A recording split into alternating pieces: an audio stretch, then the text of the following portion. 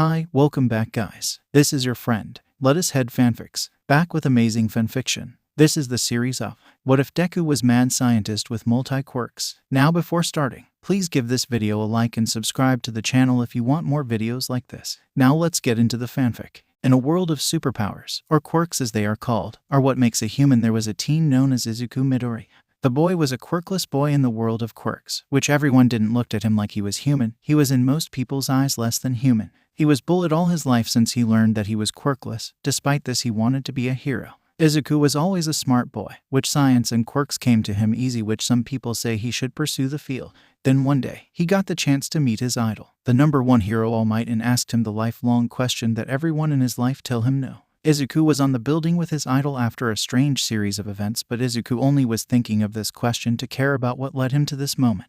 Izuku asked, "All Might, can someone like me, who is quirkless, can be a hero like you?" All Might was almost out of time before he is no longer in his hero form. All Might quickly said, "I'm sorry, but no." Then All Might flew off, leaving Izuku was now broken and despaired. His dream was the only string he had left in this cruel world. He thought back to his main bullies or friends' advice of jump off a building and hope for a quirk in the next life. He took off his shoes and put down his book bag, but the zipper was undone and some of the papers flew out of the bag. Izuku went to grab the papers because he doesn't want to leave a mess before taking his own life, but as he cleaned up, he found one of his school projects about quirk creation theory. Izuku chuckled to himself, "I wonder if it's possible to create and give yourself a quirk." Izuku went home that night to do some research his subject. He found a group of researchers in Germany under the project named Pandora. After reading that they found a way to give someone a quirk for 10 minutes, when Izuku looked at the formulas and work of the research, he saw nothing but flaws. After 2 hours, he found a way to make and give someone a quirk for good. He then chuckled, "Now where am I supposed to get the money?" 3 months later, Izuku was in the van with some thugs as he explained the plan of robbing this bank. He mentioned a fire quirk hero will be there, but not to worry because he was going to activate the sprinklers to make the hero's fire useless. As the thugs did their job and Izuku's plan went successfully, he got his cut and one of the thugs asked, "What are you going to do with your money?" Izuku chuckled, "Well, if everything works out, I will do something you all might find insane yet genius." Izuku left and purchased the last thing he needed for his project, a test subject which has to be a slave because he can't just go kidnap people yet without a few quirks. The slave he bought to Izuku was known as Test Subject 1, but soon he was about to call Artificial Quirk #1. Izuku wrote down the subject's quirk, which was a simple strength-enhancing quirk that makes him 5 times stronger than a normal person. Izuku had stuff to work out on his machines and methods of making his AQs, which Izuku concluded that this guy was going to die after the operation. Izuku said, "I'm sorry to tell you this, but you're going to die." Izuku then drained all of his BLUD, which is what ended him. Izuku took the BLUD to a machine to where it separates the good and bad BLUD, then turns the good BLUD into pills that a person can swallow. The more good BLUD, the more pills the machine can create. Izuku took one of the pills and estimated around 5 minutes for him to have a quirk. After the wait, he went to test it out. He then felt more strength than ever before. He cried because it worked. He then started mass-producing his creations and then made quirk-erasing drugs. Izuku heard of 2 people who would love them. Izuku went to the closest one. He got a briefcase full of AQs and QEDs to meet a villain called Overhaul. He went to the villain's base with his villain outfit, doctor outfit with an Oni mask that smiles and BLUD red teeth. Izuku ran away from home when he bought his lab and equipment and was known as Dr. Insanity because he had medical experience from multiple people he worked with, and his plans most of the time were insane. But they worked. Izuku finally got to meet Overhaul, which Overhaul on his chair said, "So, you brought something to show me, mister?" Izuku said, "Dr. Insanity." Izuku opened the case and said, "I heard you are looking for quirk-erasing drugs, which I have." Overhaul in shock asked, "Do it erase quirks for good?" Izuku nodded, "It erases for good. But I want to see how you made them before I offer a deal." Overhaul wasn't convinced. So Izuku said, "Give me a test subject and I will prove it." Overhaul brought one of his weaker grunts, which Izuku injected the drug in the grunt. Overhaul could only get a quirk-erasing drug to last 10 minutes, but he saw Izuku's drug took it away for good. Overhaul was convinced and showed Izuku around. Izuku saw Eri and everything. Izuku said, "I have an offer." Overhaul raised an eyebrow. "If it's good, I'll accept it." Izuku said, "I will supply the quirk-erasing drugs for free for the first month, but charge you about $10,000 for each crate." Overhaul asked, "What do you want in exchange?" Izuku said, "I want the girl and some of your BLUD." Overhaul chuckled, "I will give you the girl in about a week when she is recovered and can walk." Izuku said, "I will take care of her here and take her with me when the conditions are met." Izuku walked out and a truck appeared which Izuku's grunts he hired gave overhaul the first crate. Izuku then said, "Now for artificial quirk number 49, overhaul to be mine." As Izuku walked to his lab, he saw a purple-haired teen surrounded by gang members. Izuku used his multiple AQs to beat them up. As the gang members are defeated, the teen said, "Thanks, mister." Izuku chuckled, "Dr. Insanity, why didn't you fight back?" The teen said, "I was outnumbered." Izuku looked at him, "Could use your quirk." The teen said, "I never liked my quirk because it is considered a villain quirk." Izuku confused, "What is your quirk?" The teen looked down in shame. "Brainwash. I can control people if they respond to me." Izuku said, "That's so cool. You can make villains fight themselves, and hostage situations, and other amazing situations." The teen looked at him in shock. Izuku asked, "What is your name?" The teen said, "Shinso Hitoshi." Izuku said, "Hey Shinso, I have an idea." Shinso asked, "What is the idea?" Izuku said, "If I gave you quirks, will you work for me in capturing people who cross me?" Shinso looked at him as he was crazy. "What do you mean give quirks?" Izuku showed him all 48 AQs, which Shinso was in shock, which Izuku said, "Think of yourself as a vigilante that works with me, so what do you say?" Shinso smiled, "Sure, lead the way." Izuku leads Shinso to his lab, got a copy of Shinso's quirk and overhauls quirk, then gave Shinso one of each of the now 49 AQs. But Izuku marked Shinso's quirk as FAQ number 1. He told Shinso the difference between his AQs and normal quirks, which is that AQs can't be erased the same as quirks. After 3 weeks of training, Shinso mastered the quirks he was given. Izuku gave Shinso a suit that looks similar to Eraserhead's outfit. Izuku chuckled when Shinso appeared in his outfit. "You look like Eraserhead's secret love child." Shinso couldn't help but laugh. Then Izuku said, "Okay, let's see how you do out there." Hasu, Shinso, and Izuku were now standing on one of the buildings as they looked out over the city.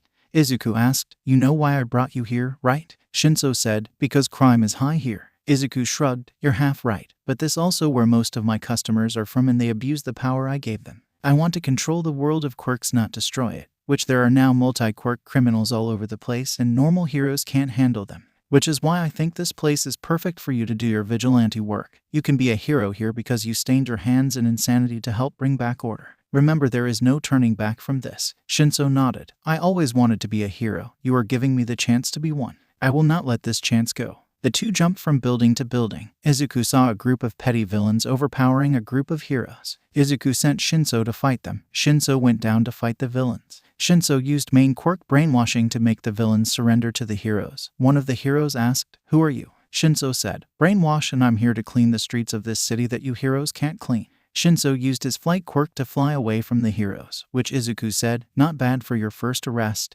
Now a few more." That night, Shinso arrested 150 petty crooks and small-time villains, leaving some of them quirkless because of the QEDs Izuku gave him. The media calls him Brainwash, the hero Hasu needs, which Shinso felt so happy that despite being a vigilante, to Hasu he was their hero. Izuku said, "Okay, I got to make a deal with my new client." Shinso confused, "Who is this client?" Izuku said, "They call themselves the League of Villains, which I will meet the immortal villain All For One." Shinso asked, "All For One?" Izuku said, "He is a villain who is the kingpin of the underworld and All Might's archenemy.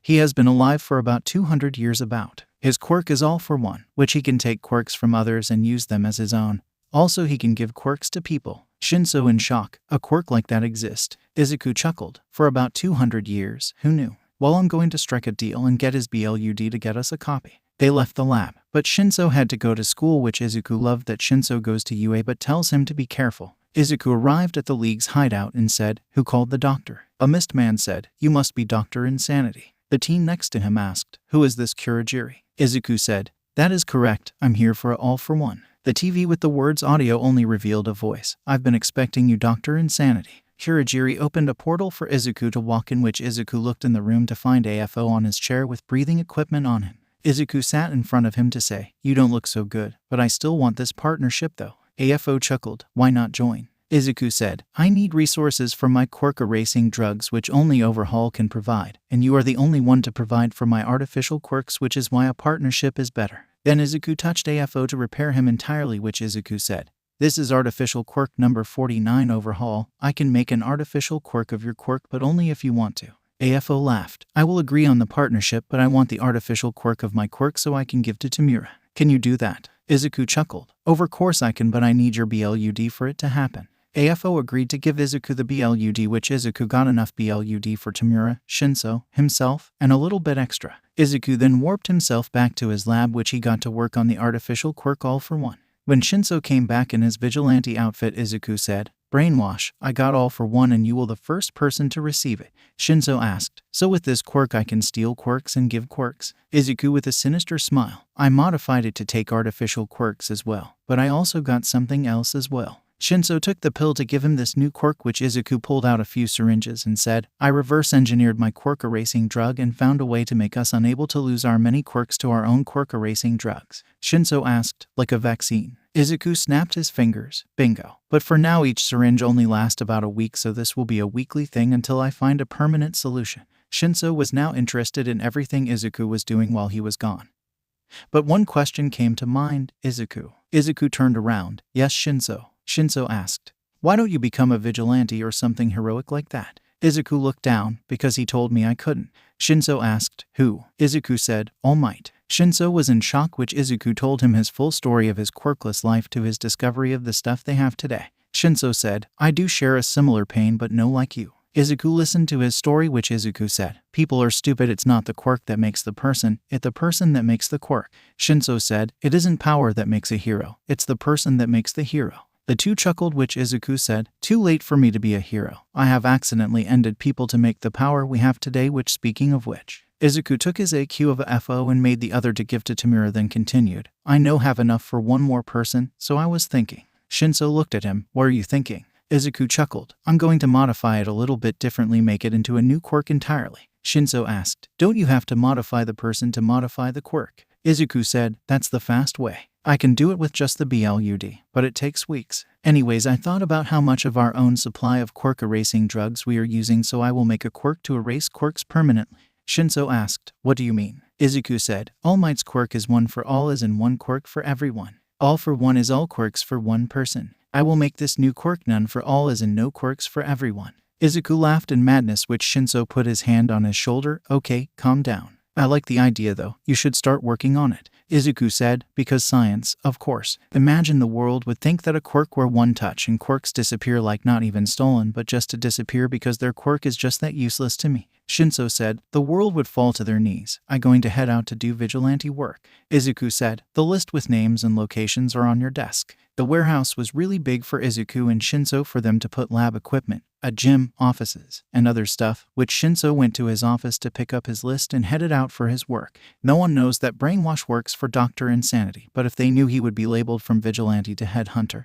But Shinso felt that he was doing the greater good. He was cleaning the streets of crime because his multiple quirks can defeat anyone who crossed him, which now he was heading to Hasu.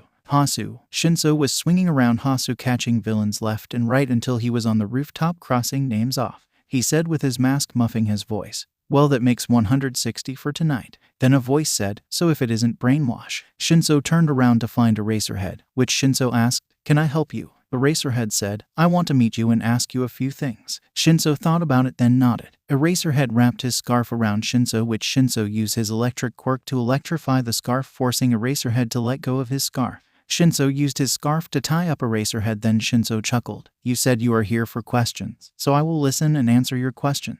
Eraserhead asked, "What is your quirk first of all?" Shinso said, "I actually have about 51 quirks, my original and artificial." Eraserhead in shock, "How did you get the quirks?" Shinso said, "From the person who created them." Eraserhead asked, "Who do you work for?" Shinso said, "I work alone to clean the streets of this city because no one else can." Eraserhead raised an eyebrow. "What makes you think no one else can?" Shinso chuckled, "I've seen heroes overpowered by the artificial quirks and you can't erase them because they are not like normal, because they act different, but they can still be erased." Shinso pulled out a normal QED and an artificial quirk erasing drug.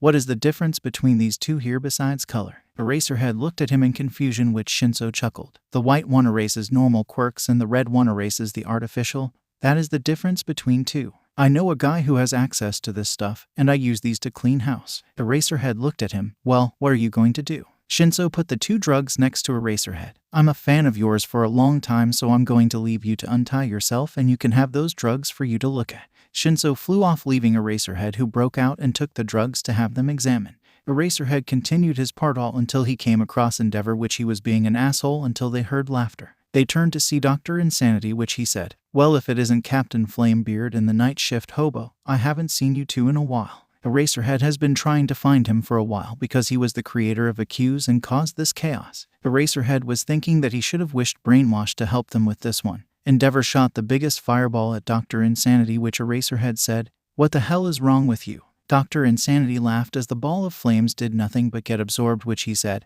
"Artificial quirk number 37, absorb and release, what an interesting quirk." Eraserhead tried to erase his quirk, but he laughed. "Eraserhead, didn't you learn last time that you quirk can't affect my quirks? Well, I guess I have to reteach you." Eraserhead got punched in the face and sent flying into a wall, which Dr. Insanity grabbed Endeavor's face, and Endeavor screamed in pain until he passed out. The doctor started creating flames with his new quirk and laughed. Eraserhead looked up to ask, "What did you do?" The madman said, "My new artificial quirk. Number 50, all for one, took his quirk and left him quirkless. His quirk is now mine." Eraserhead looked at him in shock, which then the madman knocked out Eraserhead and carried him back to the lab. Izuku was having a good day. He got the call that he can take Eri with him. He made all for one, and now he was going to make a modified version of Eraserhead's original quirk. Izuku was asked by Shinso to not end him, which Izuku agreed with Shinso and settle with modify and release plan.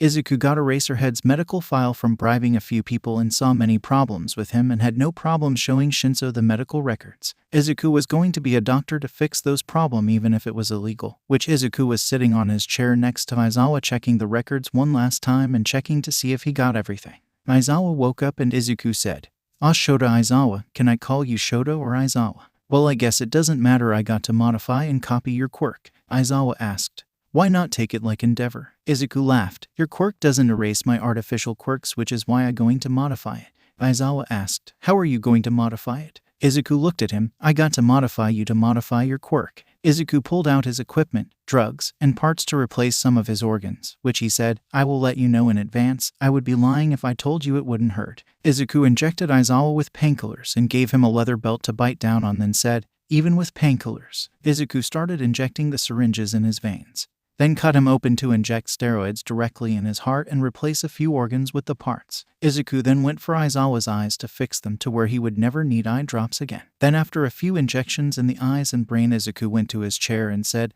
"Good night, Aizawa. In 5 hours you will have a new and improved body and quirk." Aizawa passed out from the pain and Izuku set the timer to then sleep. After the 5 hours were up, Izuku got up to check Aizawa's health, which to say, "Everything is better than expected. You really do pull through, Aizawa." Izuku checking his condition fully.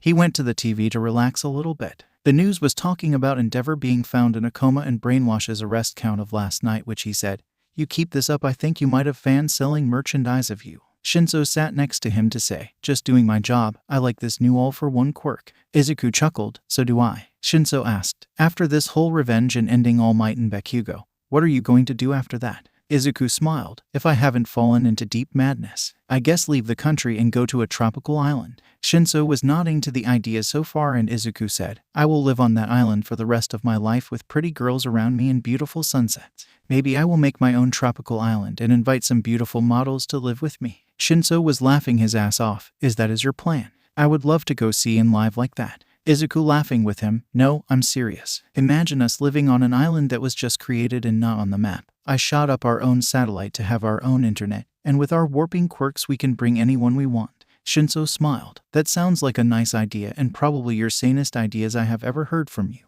Izuku said, "Okay, you should leave before he wakes up and don't you forget your wake-me-up coffee." Shinso in sarcasm, "Okay." Shinso left for class and after a few minutes Aizawa woke up, which Izuku said, "Well, I'm going to give all for one the other copy of his quirk and give Overhaul my new quirk erasing drugs to begin gaining their protection as well. You should continue to get some rest." Izuku went off to do his deliveries to get what he wanted. He went to AFO to give Tamura the quirk with AFO started to train Tamura on it.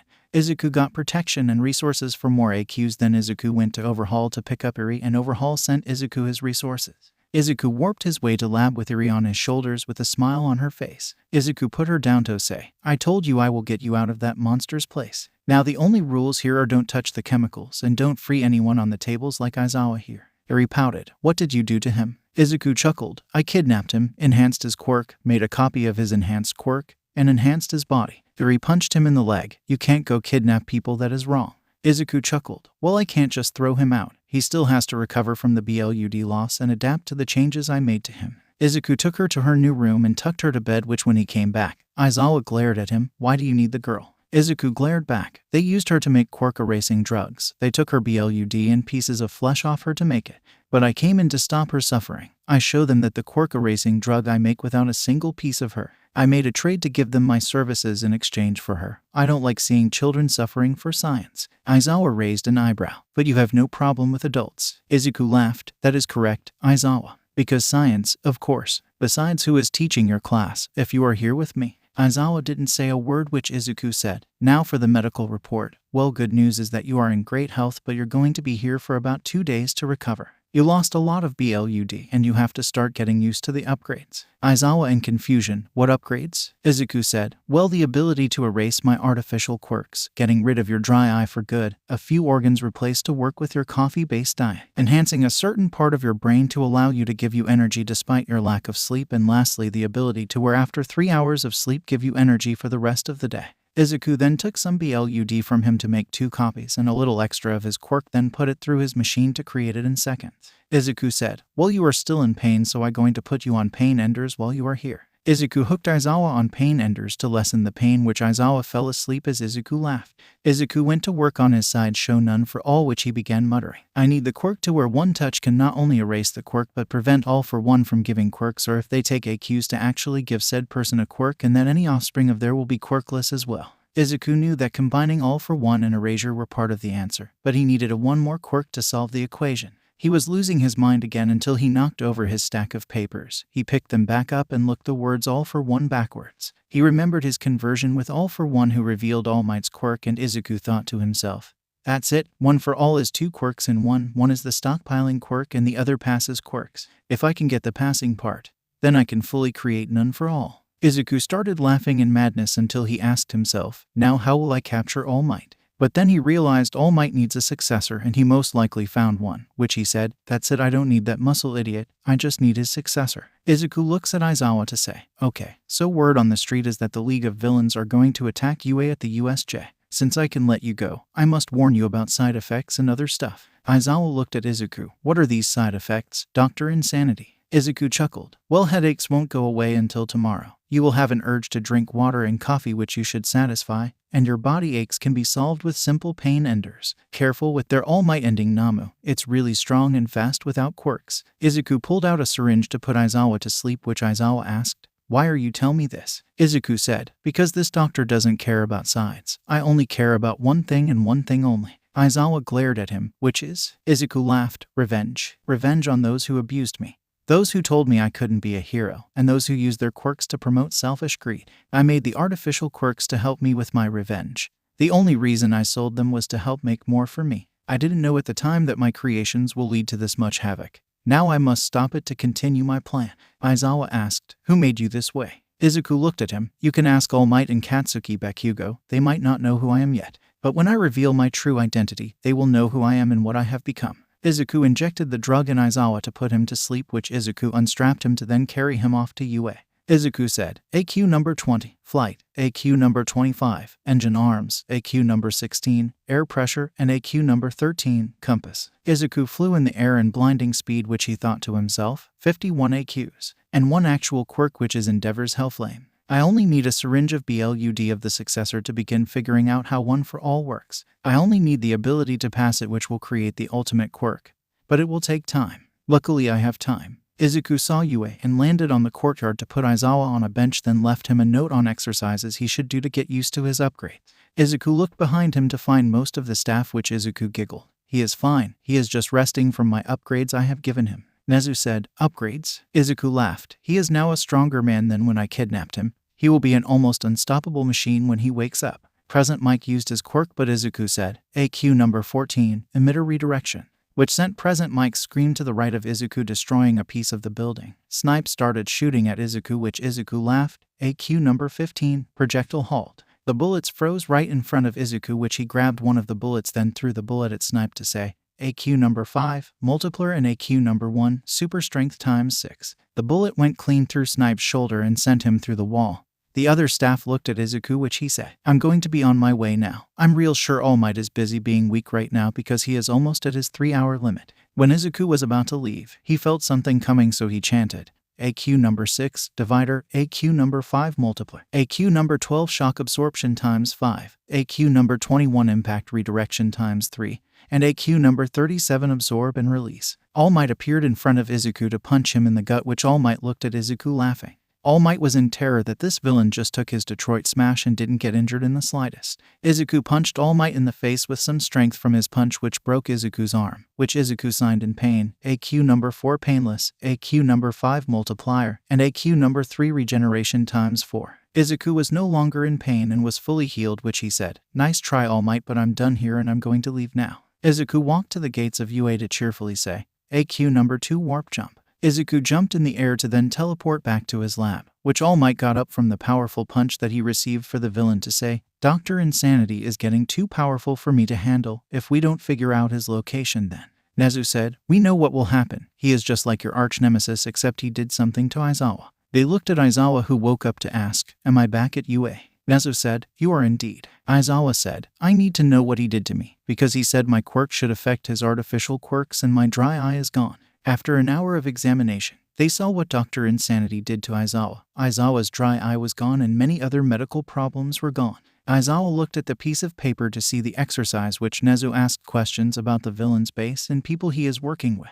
Aizawa told them about his connection to Overhaul, All for One, and the little girl that lives with the villain. Aizawa remembered what the villain told him about the USJ attack, which everyone was in shock about the information which they prepared a trap for the League. Aizawa remembers his talk with Brainwash, the vigilante who is getting popular by the day, when he said, "From the person who created them." Aizawa knows everyone get the artificial quirks from Dr. Insanity. But how Brainwash said it, it sounds like he gets them from the villain, which Aizawa made a theory that Brainwash works with Dr. Insanity to stop what the villain called havoc. Aizawa had to find Brainwash to help them find and capture Dr. Insanity before he gets even more stronger. But for now, that was a theory which they watched the video footage of Dr. Insanity's quirks that he showed. Everyone notices that he has called out multiplier a lot, which they concluded that it was a quirk that multiplies the other quirks in power. They questioned divider, emitter redirection, and impact redirection, which were powerful quirks that help him survive All Might's punch and present Mike's quirk. Snipe was in the nurse's bed recovering from a bullet traveling at Mach 1 to the shoulder, and everyone learned that any projectiles coming at Dr. Insanity is useless because of projectile halt. They called it a day, to which they headed to teach class, which Aizawa was glad to see his students again. He was ready to help the future heroes who are in training to become the best heroes they can become. Shinso was in class 1 degrees Celsius, because he didn't pass the requirements for the hero course, but he was going to work on getting in the hero course. Ever since he met Izuku, he was training hard to control the quirks he has been granted. He was going to get in with these multiple quirks, which he figured out how to use them without raising alarms. The answer was in number 6, divider. The quirk allows the user to weaken things around them or themselves, divide, by at most 5. Any damage that hits him can be weakened by 5 times it originally was. And number 1, super strength, makes the user 5 times stronger than a normal person. By using divider on super strength to divide it to where he was only 2 times stronger than it was a walk in the park. He also could use number 5, multiplier, to make his original quirk Brainwash stronger, to allow him to control up to 20 people at once. Multiplier's limit was it can multiply things at most by 10, which was more than enough. He and Izuku were still learning about the many possibilities of the many quirks they had, which honestly Shinso's favorite quirk was number 10, extra energy, which allows the user to have enough energy to stay awake and focus for an extra 5 hours. He liked it because it gave him more energy, which he needs least coffee for his and Izuku's non-existent sleep schedule. Shinso's teacher looked at him to ask, "Mr. Hitoshi, when was the last time you slept?" Shinso smirked, "Saturday." His teacher said, "But today is Friday." Shinso said, "Exactly." Shinso sent to the nurse's office to get some sleep, which he would always say he is fine. Which to him he was fine, but people were concerned for his lack of sleep. The school counselor had several talks with him, which they were going nowhere because Shinso didn't see that he had a problem. Shinso saw that Aizawa didn't need sleep, which sometimes he would mention that to others. Which during lunch, Shinso would go to the roof of the school to meditate for a while to focus on his quirks and to clear his head. The roof was quiet and no one was there, which he felt comfortable to relax. Today, as he was mediating and clearing mind, when he heard someone say, "So you're the problem child people are worried about." Shinso looked to see Aizawa-sensei at the doorway, which Shinso chuckled, "I guess I am. Can I help you with anything?" Aizawa said, "I would like to talk to you." Shinso said, "Well, I got nothing better to do right now." Aizawa sat next to Shinso. "So why don't you sleep like a normal teen?" Shinso smirked. Sleep is for the weak. Aizawa smirked because he could relate which Shinso said. I'm working on my physical body to help me in the sports festival coming soon. Aizawa looked at him. You want to be in the hero course? How come? Shinso looked at the sky to say, when I was younger, people will either stay away from me or spread rumors about my quirk. My quirk, brainwash, to people is a villain quirk. Even my parents fear me because they think I will take control of them. I want to become a hero to prove people with villain quirks can be heroes as well. Aizawa looked at Shinso with a small smile to say, I wish you luck. If you get to the top 3, I will put you in my hero course personally. Aizawa left Shinso, who now had a goal to reach for, and that goal was closer to him than he expected it to be. Izuku came to the bar to help Tamura on how All for One works and how to properly use multiple quirks. Izuku told Aizawa about the attack on the USJ to bring more targets for Tamura's practice. Izuku has 52 AQs to show Tamura his combinations, which can be proven powerful. Izuku told Shinso about the attack, that he should come to help the heroes to prevent Tamura from going on a murderous rampage. Izuku could see it in Tamura's eyes that give him the quirk was like giving a toddler a nuke and he wants to murder at the USJ. Izuku believed that he was the symbol of insanity because he was a mad scientist that has very little ethics and insane methods that weren't allowed by law. He had the quirks to defeat many heroes, and mentioning the All Might ending Namu will bring stronger heroes. Izuku was fueled by revenge and nothing else. He wanted it badly, but he had limits for now. He hacked into the USJ security cameras to see Mirio was there, which Izuku smiled. The target is there. Time to go. Izuku walked up to Tamura to ask, you ready to learn about quirk combinations and why they are important? Tamura smiled, and Kurogiri opened a portal to get everyone to the USJ to do the strongest attack with such powerful quirk users. USJ, All Might, the rest of the top 20 heroes, the teachers, the big 3 and Class 1A students were there wait for the league to come out to fight them. They saw the warp gate open, which Tamura, Izuku, and Kurogiri came out. Then the All Might ending Namu came out. Tamura said, why there this many NPCs here? Izuku chuckled. I brought them here for one thing, Tamura. Kurogiri and Tamura looked at him, which Tamura asked, and that is? Izuku laughed like a madman. For target practice. Izuku put his hand on the ground to say, AQ number 32, States of Matter. The ground under the heroes became liquid and solidified when the heroes were neck deep in rock, which Tamura and Kurogiri in shock, which Izuku said, number 32 allows the user to turn anything they touch into a different state of matter. They can make solid to liquid, liquid to gas, gas to plasma, plasma to solid, and so on. An interesting quirk that I obtained a while ago. Indeed useful, like number 49, Overhaul. Some of the heroes like All Might and Mirio got out, which Izuku made a black ball while chanting. Number 5, Multiplier. Number 11, Dark Matter times 5. Number 18, Gravity times 6. Number 19, Black Lightning times 3. And number 48, Antimatter times 2. Izuku threw the ball to cause a super big explosion which destroyed half the USJ. There are survivors, but 10 heroes died from the blast. Tamura and Kurogiri were in shock by the power, which Izuku said, I call that one black nuke. All Might protected everyone else, which All Might charged at Izuku, but the Namu got in front of All Might to fight him. Aizawa decided to step in, but Izuku said, no, so fast, Aizawa. Number 51, Erasure. Aizawa got his quirk erasing quirk erased, which he found himself useless, which Bakugo flew at Izuku. Kurogiri was about to warp him away, but Izuku rose his hand to stop him, which Izuku chanted, number 5, Multiplier, and number 15, Projectile Halt times 2. Bakugo stopped in his place and couldn't move, which Izuku said, number 18, Gravity, number 28, Clones, and number 36, Confidence Manipulation. Bakugo fell to the ground and couldn't move because the gravity was pushing him to ground and he couldn't move. Izuku then split apart to make 2 more clones of himself. Then Bakugo went from being angry to being scary. Izuku told his clones to deal with Aizawa and the teachers. Izuku went to Bakugo and said, you see, Tamura number 36, Confidence Manipulation, allows the user to make people around them super confident or scared shitless like Bakugo here. My clones will fight the heroes while we deal with everyone else. Now let's see this air cannon. Tamura the chanted, air cannon, spring-like limbs, kinetic booster times 4, and strength enhancer times 3. Tamura made a powerful shockwave from his arm which blasted All Might back to UA. Izuku clapped his hands while Tamura was feeling a little bit of pain. Izuku said, that was impressive, Tamura, that looks like fun. I see you are still working on the pain after doing any combinations bigger than 3. Tamura asked, how do you deal with it? Izuku chuckled, I train on it and I have number 4, Painless, a quirk that takes away pain from the user. I could activate Painless all day and feel no pain. Izuku looked to see one of his clones were down, which Izuku said, I'm going to use my most powerful quirk, which then I will ask you why it's so powerful. Tamura nodded, which Izuku used his came up behind Mirio to then grab him to say, Number 45, Moral Compass. Mirio's face changed and he went from attacking the clone and Izuku to attacking the heroes. Izuku came back to Tamura, which he said, "You made him fight for us, that was super cool and overpowered." Izuku chuckled. Moral Compass changes the person that the user touches. It turns people into their moral opposites. Lemillion is now a villain, which the quirk's effect only lasts 3 days. They watched as Lemillion and Izuku's clone fought the heroes and students, which All Might came in flying towards Izuku. Izuku said, Number 5, Multiplier. Number 12, Shock Absorption times 7. Number 21, Impact Redirection. Number 9, Steel Bones times 4. Number 24, Rubber Body times 3. And number 37, Absorb and Release. All Might punched Izuku in the face to break his mask.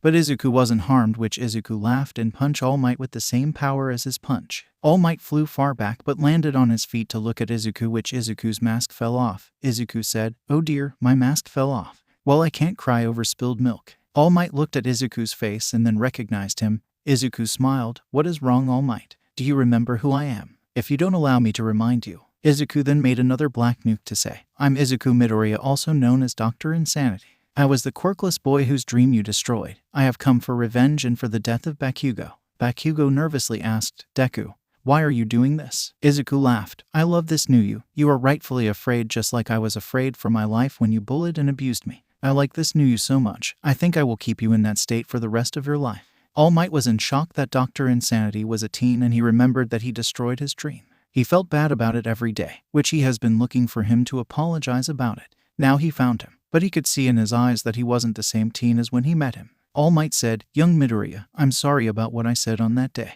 Izuku laughed and said, "You know it's too late for that." Izuku threw the ball at All Might until it disappeared, which then Shinso appeared to the fight.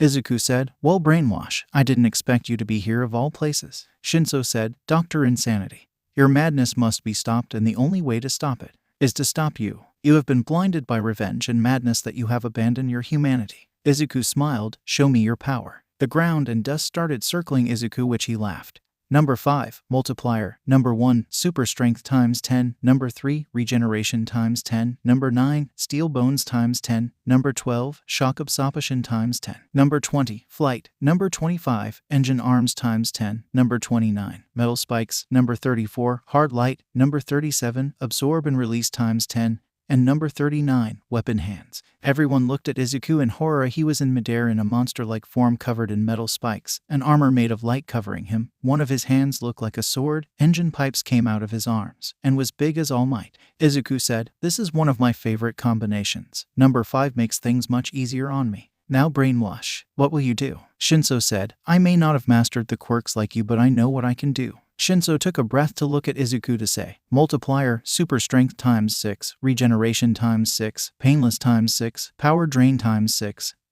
Steel Bones times 6, Shock Absorption times 6, and Impact Redirection times 3. When Shinso was done, Izuku chuckled. "You are on 6 and the only thing saving you would be Impact Redirection.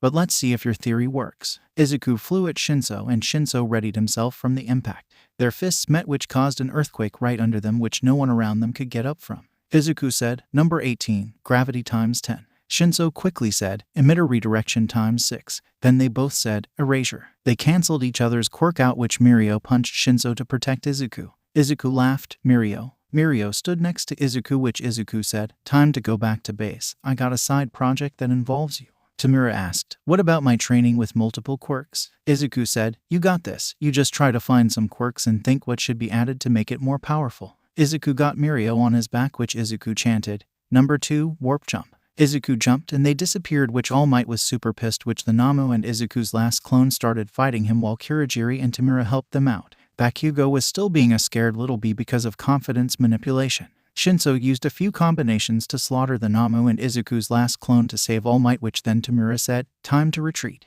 Tamura and Kurogiri got warped to their base, which Shinso said, "Warp Jump." Shinso jumped and warped away before Aizawa could stop him. All Might was injured. 12 heroes were now dead. The students were fine except Bakugo, and Mirio was taken. The school counselor, Hound Dog, was shocked by Bakugo's state of mind.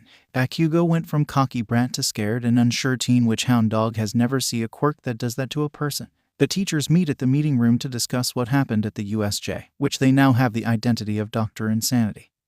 And they can make it official that Brainwash was fighting against him. Izuku's hideout. Izuku took some BLUD from Mirio, which Mirio asked, "What is the BLUD for?" Izuku said, I have had an interest in One for All since I discovered All for One. I'm mostly interested in the passing part like All for One, but All for One can't pass itself. One for All can buy DNA, and if the wielder wants it to pass, which I want that part of the quirk. Mirio smirked. Why do you need that part of the quirk? Izuku giggled. For a little side project of mine. But for now I would like to enhance you a little bit. Mirio grinned. I would love these enhancements. Izuku opened a drawer to reveal a baggie with the words Mirio, which Izuku gave it to Mirio, which Izuku said, water bottles are on your left. Mirio went for the water bottles, then took the AQs, which Mirio asked.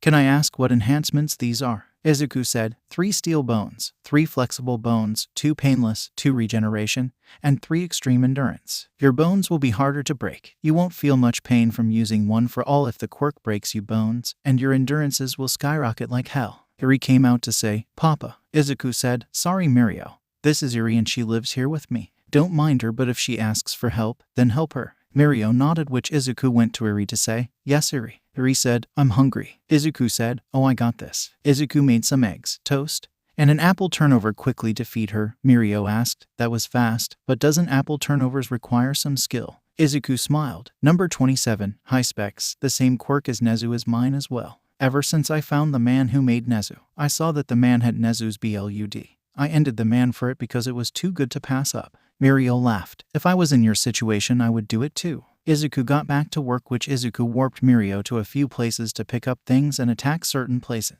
Which Izuku looked at Mirio's blood to say, my ultimate creation will be born and then the world will fall to my knees. But I must first learn about the reason for the mutation. Izuku looked at it through the microscope while Mirio was doing his dirty work, Eri eating breakfast, and Shinso was at school. UA, the teachers, Nezu, All Might, Sir Night-Eye, and some of the pro-heroes who survived the USJ attack were in the meeting room. They just finished talking about the league members, which then they focused on Izuku. Nezu said, Izuku Midoriya, a teenager who ran away from home about 6 months ago, is the identity of Dr. Insanity. He caused most of the destruction at the USJ, which he also took Mirio with him. He used a quirk he called Moral Compass, which allows the user to change the morals of anyone around them.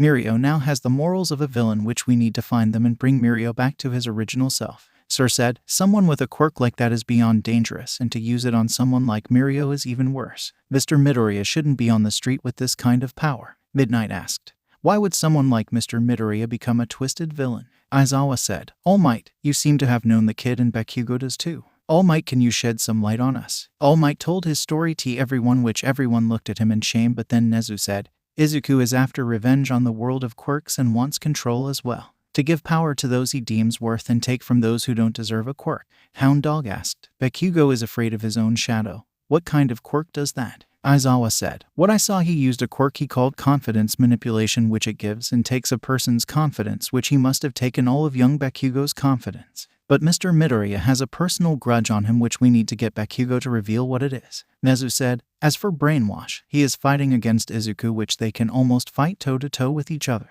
But Brainwash hasn't mastered his quirks fully, which he is our only chance of fighting Izuku. Brainwash only used his quirks up to 6 times stronger than the original were. Brainwash is training himself to defeat Izuku and to put an end to his artificial quirks. Brainwash believes that by staining his hands with evil, he will destroy the greater evil. Everyone was in shock how far someone would go in order to stop someone like that, which Aizawa said, he looks like someone who knows him and is trying to stop Dr. Insanity, not Izuku. Which I'm going to find Brainwash in his favorite places. They were about to agree with him, but Nezu allowed Aizawa to do it, which Aizawa thought to himself, I feel like I know who Brainwash is, but I can't put my finger on it.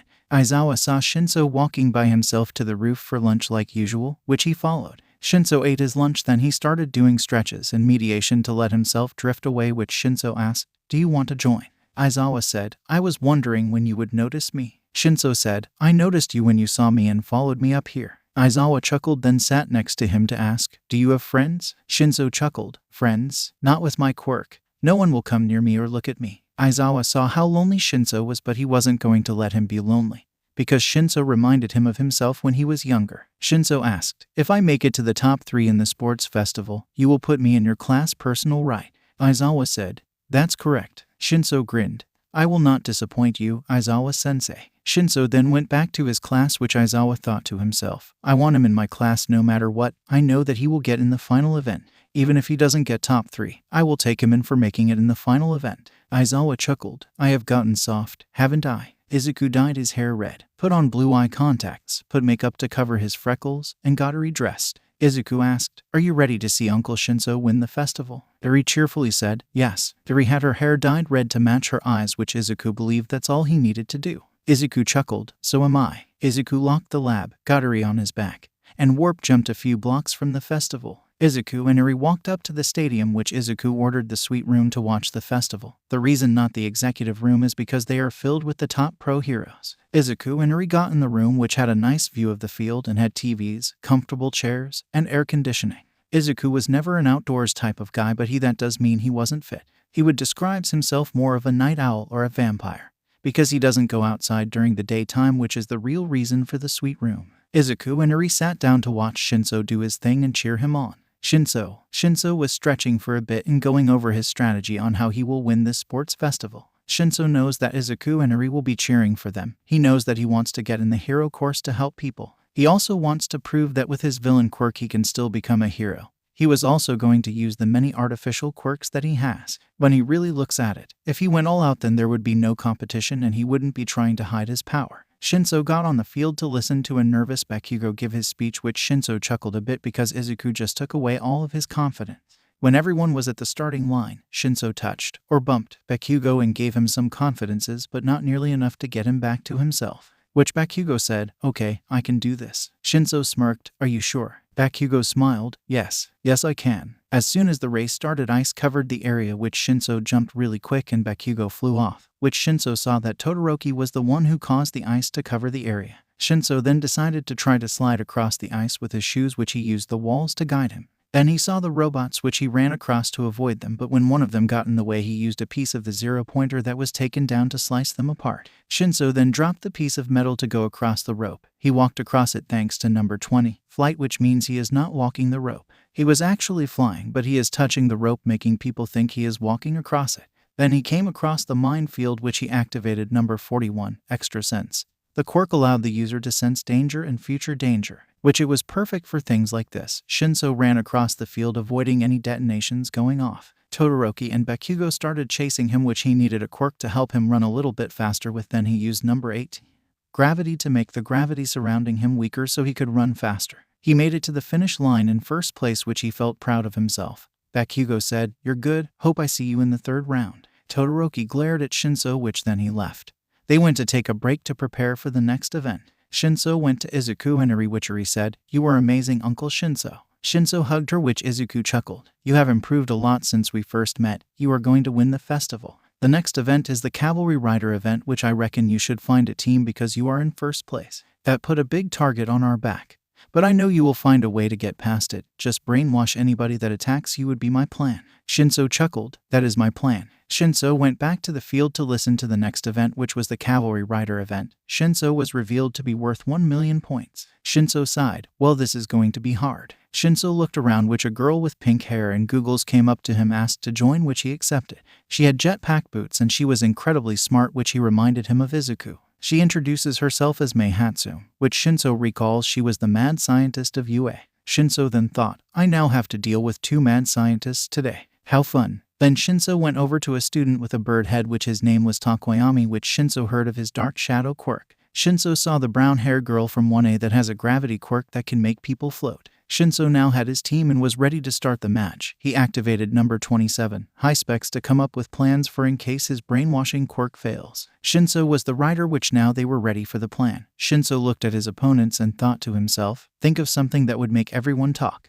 When the event started, 4 cavalry units charged at them, which Shinso said, "If a tomato is a fruit, then ketchup is a smoothie." Everyone in the 4 cavalry units in unison, "What?" Shinso took control of them and said, "Hand me your bandanas," then put the rider on the ground and get off the field. The riders gave Shinso their bandanas and got off the field, which he was now worth a lot more points. It was now down to Shinso's team, Todoroki's team, Bakugo's team, and Monoma's team, which they have been nothing but a stalemate. Then time was up, and the 4 teams moved on to the next fighting ring match.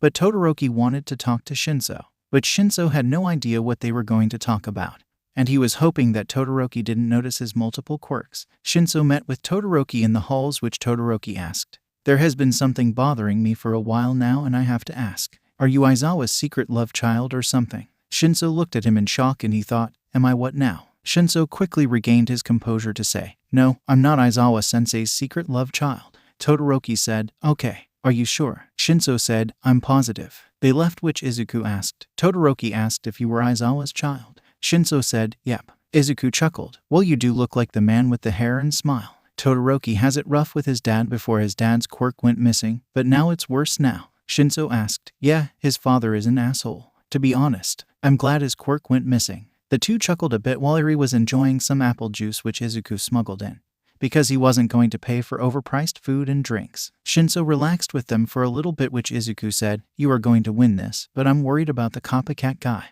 He can copycat anyone he touches, and the people you defeated with ease probably told everyone else about your quirk." Shinso grinned. "Let them tell. It will allow me to show people my hand-to-hand combat. I have a great mental quirk, but I also need a good physical body to balance myself out." Izuku said, "Like Eraserhead has a great quirk, but he had to work on his body to defeat the villains because they will fight back even without a quirk." Shinso knew that if Izuku starts calling heroes by their hero names, then someone is watching them, or someone was nearby. Shinso turned around to see Aizawa and Nezu behind them, which Aizawa smiled.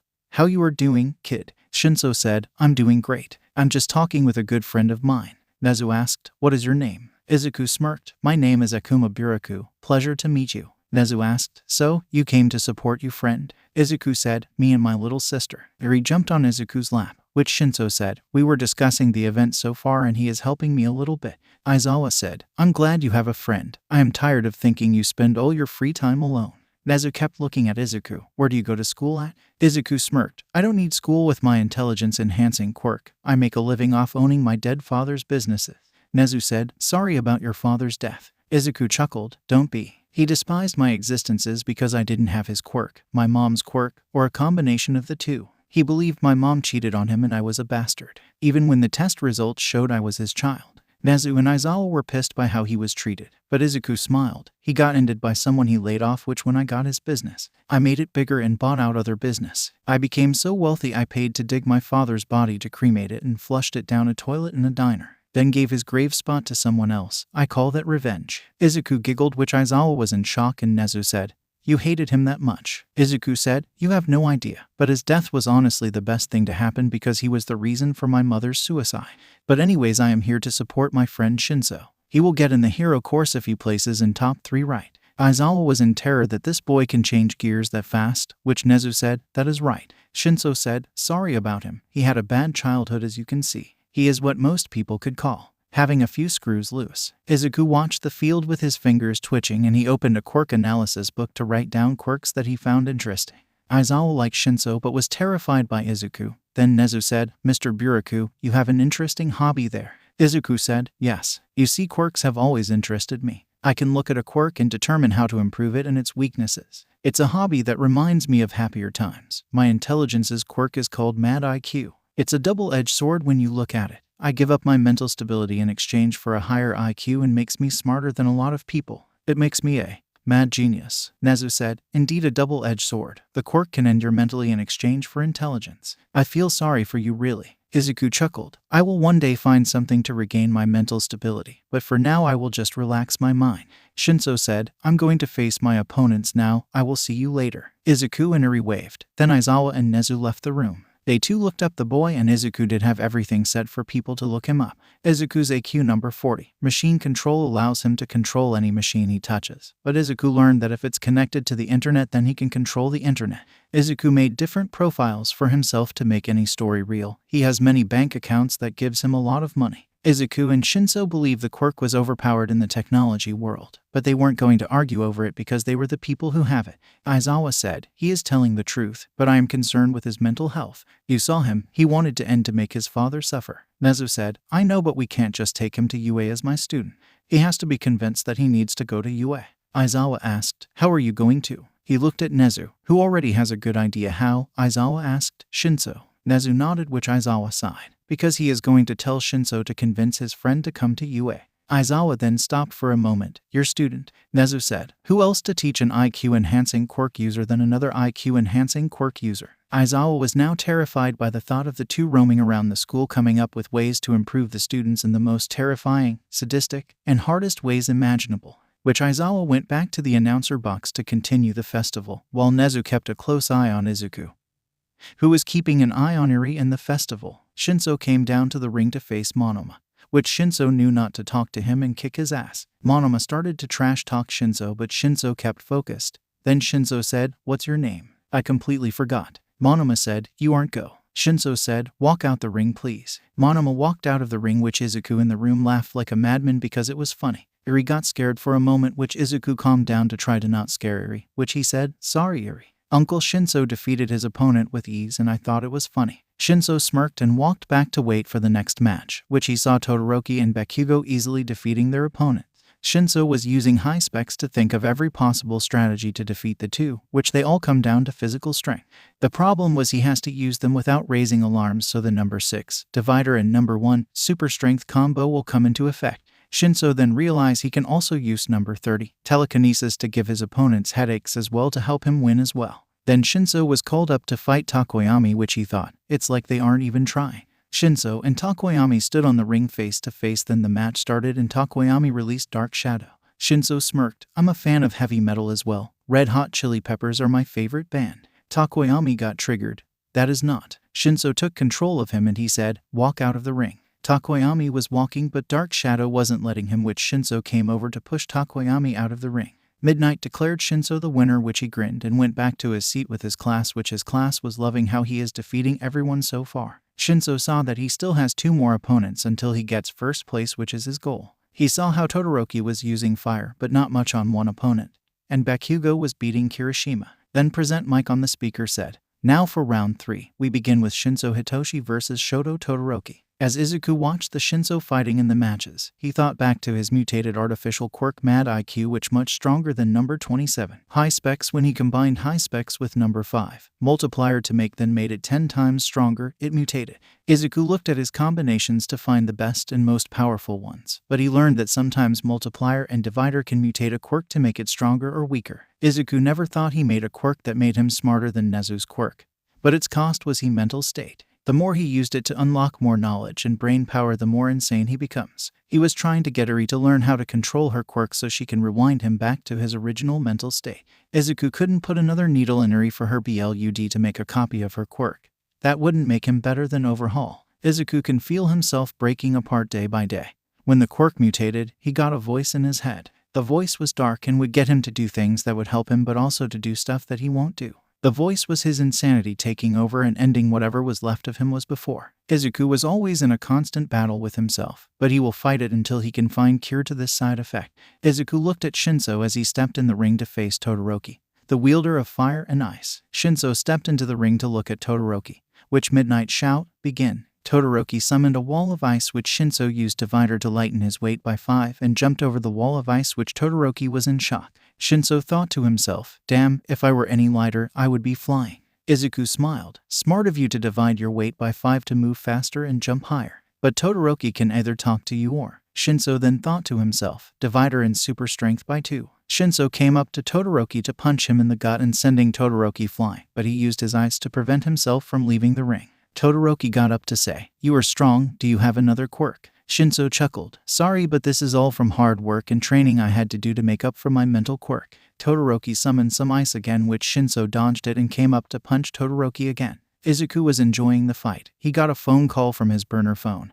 He picked it up. "Is it done?" Mirio on the other line. "I have gathered the blood of interest, defeated a few targets, and set a few buildings on fire." Izuku chuckled. "Good, now head back and do some fitness tests." Izuku hung up the phone and continued watching. He had plans for Todoroki after the sports festival. When Izuku heard about Endeavor's trail that his own family filed for, Endeavor won because he bribed the jury, the judge, and police commissioner. Izuku could see it in Todoroki's eyes that he wants blood because justice was blind and unfair. Izuku chuckled. "If Lady Justice won't give you what you want, then I will." Todoroki was tired and exhausted from all the ice he used, but Shinso was still on his feet because of number 44, extreme endurance. Todoroki then passed out from hypothermia, which Shinso moved on, which Todoroki was taken to Recovery Girl for her to take care of him. Shinso felt bad for him, but he wanted to be a part of the hero course. Shinso said, "I'll apologize to him when I see him again." Izuku and Eri cheered Shinso because of his hard-fought battle, which Shinso sat with his class to get a break and they praised him on his quirk and physical skill. Aizawa in the speaker box smiled, which present Mike was a little freaked out by, which Nezu looked at Shinso and admired this skill he didn't see before. Izuku hacked into the cameras in the building to watch Todoroki and Shinso in better views. Then Izuku picked up the phone. Is it done?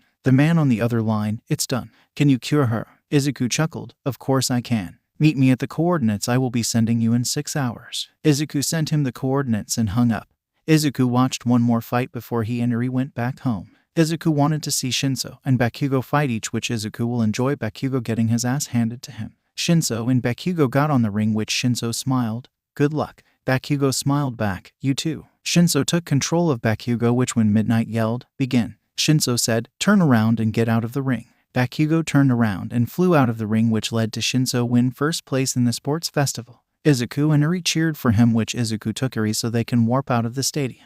Izuku got the dye of his and Eri's hair, then he put on his new mask, which was a white and gold plague mask. He looked at Mirio to say, you can go have fun at the sports festival after party. Mirio grinned and headed off. Izuku the warped to Todoroki's position to offer him a deal. Nurse's office. Todoroki woke up to see he was on the nurse's bed, which he almost died from overusing his eyes. He was angry he failed to prove that he can win with his mom's quirk, and he was mad that his dad got away from the justice he deserves. He was filled with rage until he saw Dr. Insanity appear in the room. Izuku chuckled. Hello, Mr. Todoroki. You seem to be in rage. Might ask if it involves your father. Shoto glared. Why do you care about him? Izuku showed Endeavor's quirk he stole. Because I stole his quirk. I made him quirkless. Shoto looked at him. I guess I should thank you for doing that. Izuku sat down in a chair nearby. If I were you, I would be angry with the world, especially with him. He caused that scar on your face.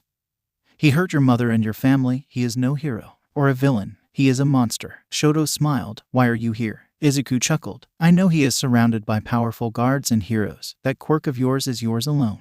You're fire and ice, but even with those two, might not be enough. Shoto chuckled. Are you offering me power for my revenge? Izuku took his mask off. You're right. You have fire and ice. But I believe you should have a few more quirks to bring justice to your family and many people who have suffered from him, heroes like him, and villains who think like him. I will give you electricity, earth, metal, darkness, light, water, wind, and many more. What do you say? Izuku reached his hand out, which Shoto thought about it and he liked the offer, so he shook his hand. Izuku smiled. When do you want to begin? Shoto smiled. I'm ready when you are. Izuku said, call me Izuku. Shoto said, you can call me Shoto. Izuku picked up Shoto and they warped to his lab. Izuku put Shoto on the table to say, I will give you strength, power, and much more. You will be the symbol of justice. Shoto looked at Izuku. I like the title, but what should be my villain name? Izuku thought for a minute, then smiled.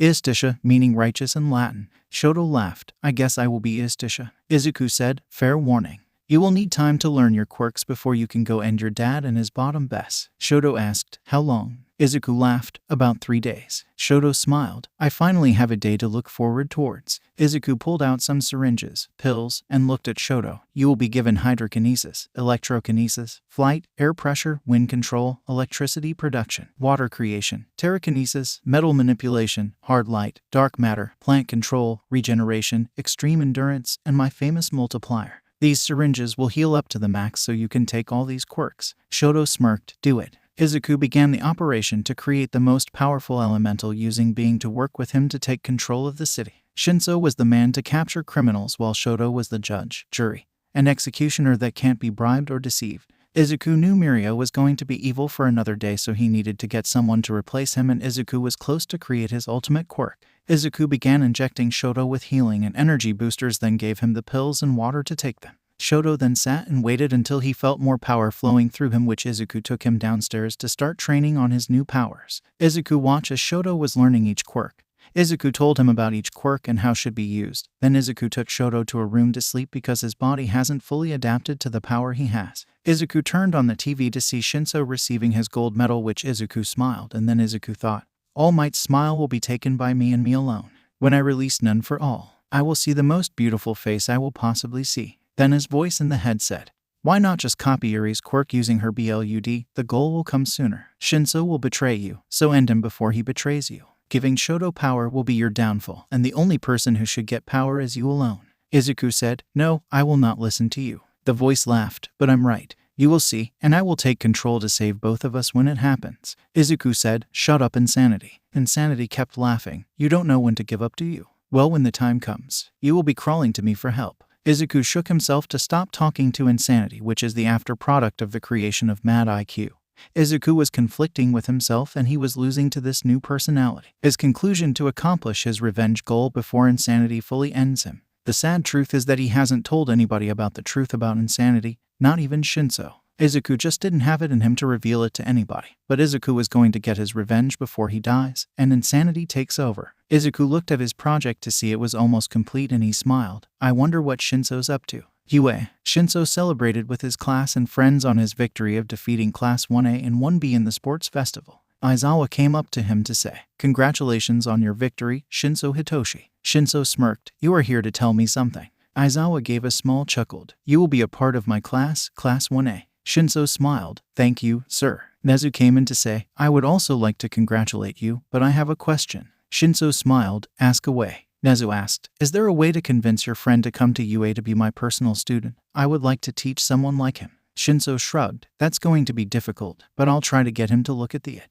He tends to get into his work and wouldn't let anything to distract him. He also takes care of his little sister as well, but I'm sure if he takes your offer then he will find a way." Nezu smiled. "Great, I hope he takes the offer." Shinso continued to have a good time and thought about how Izuku would react to Nezu's offer, which he would think about it later. Then they heard an alarm, which Shinso checked the window to see Mirio fighting a bunch of heroes. Shinso knew at this point Izuku was making Mirio do some stuff that will make Mirio look bad. So, he went to a secluded part of the school to get in his vigilante outfit to prepare to fight evil Mirio. Izuku looked at his machine as everything was coming together, which insanity said, "It's finally here. Your revenge. Blood, sweat, and tears. All for this." Izuku couldn't care about insanity at the moment he saw the light on the machine. Then a pill popped out of it. He looked at it and cried that his ultimate creation was made. He picked it up and swallowed it. Instantly he felt something flowing in him, which then he heard a new voice. "Hello." Insanity asked, "Who are you?" The voice said, "I am none for all and I'm here to fulfill our destiny." Izuku asked, "Which is?" NFA chuckled, "Isn't it obvious? To erase quirks from existence and bring the world back to where it was. Quirkless, and if anyone stops us, we will end them." Insanity said, "You are insane." NFA chuckled, said the voice of insanity. "You are nothing more than Izuku's greed for power, insanity, and revenge. I am Izuku's rage, sadness, and pain from this society of quirks. If I have to end both of you to achieve our goal, then so be it." Izuku was terrified by what he has created. This quirk was much darker and eviler than Mad IQ, but Izuku wanted to test to see if the quirk worked, which he went on over to a thug with multiple quirks. He touched him and he felt as he erased every quirk he had. And the thug screamed in pain as his power was being erased from existence. Then Izuku felt nothing in the thug, which he let go, which the thug passed out from pain. NFA laughed. "This is our power now. We can now fulfill our role and get rid of every quirk in this world." Izuku said, "I will not be a part of your role of getting rid of every quirk in the world. I would die than being a part of that role." NFA laughed and insanity was terrified, which Izuku sighed. "I need to get Eri to rewind me before one of the two take control. If not, Plan B Aizawa, Shoto, and Shinso will take me down and lock me away to protect society." Izuku flipped the TV to see Shinso as Brainwash fight Mirio in daylight outside the sports festival after party. Izuku smirked. "I will let the two fight each other. Shinso needs a challenge anyways." UA after party. Shinso was blocking punches and trying to keep up with the Mirio on steroids. Shinso knew Izuku would add stuff for him to increase his use of one for all. Shinso needed to use multiplier 2 at max to increase his speed and figure out how to combat his permeation. Shinso then thought, multiplier, super strength times 6, gravity, energy drain, rubber body, clones, and extreme endurance times 3. Shinso weakened the gravity around him to move faster and he is draining Mirio's energy. He made 5 clones of himself to attack Mirio, and his body is made of rubber to allow him to bounce off the walls and ground to continue fighting Mirio. Mirio laughed. "You think you can beat me, vigilante?" Shinso with his mask to muffle his voice. "You only gain a few bone-enhancing quirks, regeneration quirks, and endurance-enhancing quirks. I can rival you in strength, but I can't exactly beat you by strength, so I have another idea." Shinso and Mirio met fist to fist, which Mirio asked, "Which is?" Shinso chuckled. "Moral compass." Mirio then changed back to his original self, which he jumped back to ask, "Where am I? Did we capture Dr. Insanity and the League like planned?" The heroes and teachers went up to him to ask, "Mirio, is that you?" Mirio in confusion, "Yes. Who else would I be?" Shinso said, "He wouldn't be able to remember anything from Dr. Insanity using moral compass on him. I suggest you tell him what happened and give him time to recover." Aizawa asked, "Why are you doing this?" Shinso said, "Because no else can." Eraser and warp jump. Shinso erased Aizawa's quirk so he can escape without any problem. which All Might was glad to Mirio back, which they explained what happened. Mirio was with All Might, Aizawa, and Nezu in shock. I did this. All Might said, no, you were taken control of by Midoriya. He took control over you with a quirk called Moral Compass, which made you become your moral opposite. But Brainwash brought you back with the same quirk. We are very glad for Vigilante's help. Mirio said, I'm getting some vague memories from my time with Midoriya, but not really clear ones. Everyone was in shock. Nezu said, Brainwash said that you wouldn't be able to remember anything, but I would like to hear what you can remember. Mirio looked in his memories. A little girl named Eri giving me more quirks. My BLUD. To taking one for all apart. Nezu asked, taking it apart. Mirio said, to create a new quirk. A quirk that will erase quirks permanently, and make it to where no one will be born with a quirk ever again. Aizawa said, impossible. That's madness. Mirio said, he said it will be ready soon. Nezu said, a quirk like that will change the world back before quirks arrived. He will be a god in that world. All Might said, we need to find him and stop him. Mirio said, but he asked for another BLUD sample, but something was different about the second one. Aizawa asked, what do you mean? Mirio looked at his memory. The first time, his eyes were green, but the second, they were yellow. Izuku's lab. Izuku was making an outfit for Shoto to help him with his new quirks and what Izuku calls an elemental outfit. Shoto was going to be a murder in most people's eyes.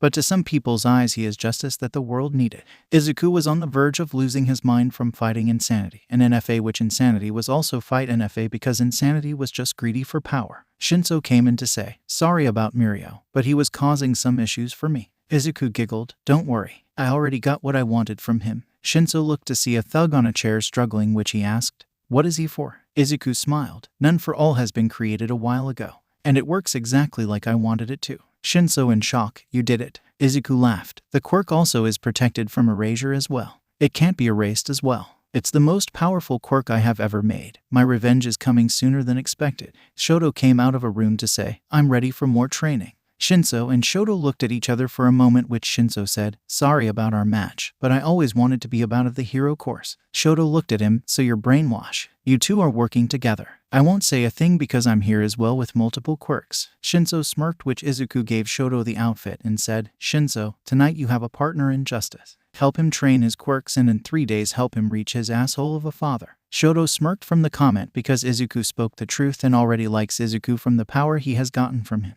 Shoto outfit was all black, black cape, and bat hat with a vendetta mask, which Shoto asked, isn't this a bit much? Izuku laughed, no, it says everything you need. Medicine, knives, pain enders, and other stuff. Black is also the color to help you blend in the dark and it looks great on you. Shinso smirked, Izuku, Nezu wants me to convince you to be his personal student. If you accept, go to UA. Izuku smiled, I will think about it, but for now, I got work to do. Izuku went to his workbench until his neck snapped and turned, then his eyes turned yellow. And Sanity taking control of Izuku's body to say, sorry Izuku, but I don't need you to know about my side project. And Sanity went over to a drawer to pull out Mirio's second BLUD sample, which he looked at it and All for One's BLUD sample to say, according to Mirio, with One for All he can talk to the prevent users. We need their help Izuku if we are going to beat None for All with their help. And FA laughed, you think I can't hear you? I mean you did knock out Izuku for your control. You think that they will help you and Izuku, after everything you two have done. Insanity smirked. It may be the crazy talking, but I got to at least try. None for All laughed harder. Bring it on. Izuku decided to wear his new outfit, which was a white dress shirt, white dress pants, white shoes, his white lab coat, his white and gold plague mask. He then looked at his black hat from his original outfit and decided to make it white as well. Then he put the hat on. He wore all white, which he was going to reveal his new quirk to the world, and it was a godly quirk. A quirk to end all quirks. No, it would end the quirk era altogether. Izuku giggled. Time to go for a stroll around town. UA, Mirio, All Might, Aizawa, and Nezu were looking at places that Mirio was spotted at when he was under Izuku's control. Shinso came in to say, Mr. Nezu, Akuma will come soon to discuss your offer, like hopeful tomorrow.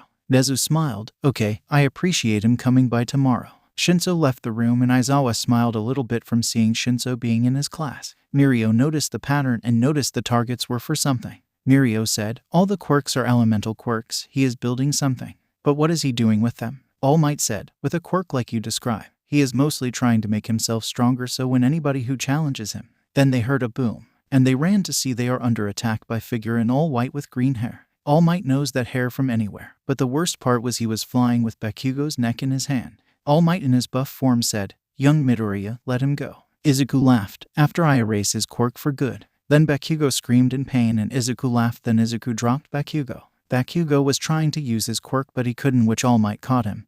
Bakugo asked, "What did you do to me, Deku?" Izuku, insanity, and NFA laughed. "You are quirkless. Your children will be quirkless. Their children will be quirkless. Anyone with your blood will be quirkless." Everyone was in shock by Izuku's power and his voice changes. All Might was in horror that he made the quirk that Mirio talked about. Izuku said, "Now that my bully is quirkless, I need to get rid of the old." Izuku then used jump warp. After a minute he brought All for One to UA. AFO with his mask asked, "How did I get here?" All Might asked, "Young Midoriya, you were working for him." AFO chuckled, "No, All Might, we have a partnership." Izuku interrupted, "Had a partnership? All for One?" AFO looked at Izuku. "What?" Izuku laughed. Then Izuku's neck and body snapped in different ways, almost inhuman. Then they went back into place and his eyes were red and his hair became black. NFA laughed, "Hello world. I'm not Izuku Midoriya, or Dr. Insanity." All Might looked at him in fear. "Who are you then?" AFO asked, "I would like to know the same thing." NFA looked at them to say, "I'm None for All, the end of quirks and the god of the new world." They looked at him in fear, which NFA chanted, "Multiplier, multiplier time 10, super strength time 100, regeneration times 50, painless times 100, emitter redirection times 100, projectile halt time 100, steel bones times 100, shock absorption times 100, impact redirection times 100, telekinesis times 100, extreme endurance times 100, absorb and release, flight, gravity times 75, and metal spikes." When he finished, he was a giant monster. Everyone looked at him in horror and NFA laughed. "So this is what happens when you use multiplier on multiplier. I don't know why you two were scared of that particular combination." Then the monster's eyes changed to yellow. "You madman, you somehow made this work, but now multiplier is going to evolve into something stronger to hold to this power." The monster went back to the AFO and All Might, which he said, "I'm Dr. Insanity. Come and attack me." The Racerhead came to the field to erase his quirks, but nothing happened, which Dr. Insanity asked, "How come his can't erase this?" NFA came back. "Emitter redirection times 100 is protecting us from his emitter quirk for good, and I'm protecting the other quirks from being erased as well." The eyes went back to green, which Izuku sent a punch to AFO and All Might, which All for One summoned his strongest quirk combination, and All Might put his strongest punch to meet fist to fist. When they collided, All Might and AFO were sent flying back, and the strength from Izuku's punch destroyed the school altogether. Mirio went to All Might, which All Might in his weakened form said, "Mirio, you need to run." Mirio looked to see All Might's right arm was gone, and he looked over to see AFO lost his right arm as well. AFO said, "That is a monster if I have ever seen one. Mirio, I have an offer for you." All Might looked at him. "What is this deal?" AFO coughed up blood. "I will give him all of my quirks in exchange. He will one day help Tamura avenge my death." All Might said, "We will never take a deal from someone like you." Mirio thought about it, then said, "I will take your deal." All Might looked at Mirio, which Mirio said, "It's our chance to stop Izuku and save him." All Might looked at him and knew he was right as much as he hated it, but Mirio was right. Mirio went over to AFO, which AFO put his hand on his head, which Mirio felt the quirks entering his body. But then Mirio felt something entering his body, something big unlike the other quirks. AFO said, "It looks like I can pass All for One as well." AFO coughed one last time before passing away. All Might said, "Get out of here." Mirio. All Might smiled before passing away. Then Izuku said, "What touching words. I wish I could have recorded this, but now I can finally die. Now I will create a new world from this pile of rumble." Run, Mirio. Me and Izuku can only hold None for All for so long. Mirio saw that Izuku was suffering from his creation and he wanted to help him. Then Brainwash and someone in black outfit and mask appeared to say, "You have definitely gone too far, None for All." Insanity's voice said, "We know Brainwash and we truly regret making None for All. But get everyone out of here before None for All takes back control. He will definitely end you, impossible take or erase your quirks." The man Black asked, "How long can you hold him off for?" Izuku's voice said, "Possibly 5 minutes, maybe less, just go." The three nodded and go help people because NFA was too powerful for them to attack with all the quirks he has active. Izuku's head. In Izuku's mind, it was a war zone and the three were fighting for quirks and control. Izuku and Insanity were working together to defeat NFA, which he laughed, "You think you two can beat me? Weak." Insanity shouted, "Multiplier." Insanity gave Izuku more power, which Izuku shouted, "Divider by 50." The weakened the quirks that NFA had, which Insanity said, "Multiplier, clones, black lighting times 10, gravity times 10, antimatter times 10, dark matter times 10. Insanity made a few big black balls and Izuku said, "I'm borrowing your multiplier. Hard light times 10, states of matter, air pressure times 10, earthquake times 10, steel bones times 10, engine arms times 10, and rubber body times 10. NFA laughed, "You think that will hurt me? Then try it." The two nodded, which Insanity threw his balls and then got covered in black armor while Izuku was covered in light white armor. NFA grabbed the ball and said, "Absorb and release in emitter redirection." We absorbed the balls, which then Izuku touched him, and Insanity shouted, "Multipler, multiplier times 10. Izuku shouted, "Divider by 5. Before he could finish, NFA grabbed them and shouted, "Moral compass." The two then changed, which NFA laughed, "You now follow me. Hand me your quirks." The two nodded, and NFA then made them get absorbed into him, which he said, "Now that we are one, let's take back the world and return it to where it once was." Far from UA, Mirio, Brainwash, and Usty brought the students and teachers from UA away from Izuku. Brainwash and Usty were about to walk away before Mirio got in front of them and said, "We need to work together. You two can't just leave when you feel like it. Now we can work out a deal to get you out of your crimes of vigilantism and other things. Reveal yourselves." Usty said, "We don't need to tell you anything." Brainwash said, "Your deal needs to be more tempting."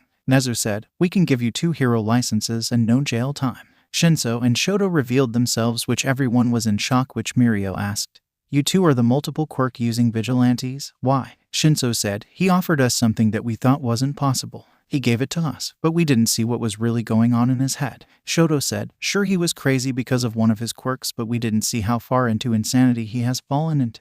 2 days ago, this was Izuku's 4th day with NFA.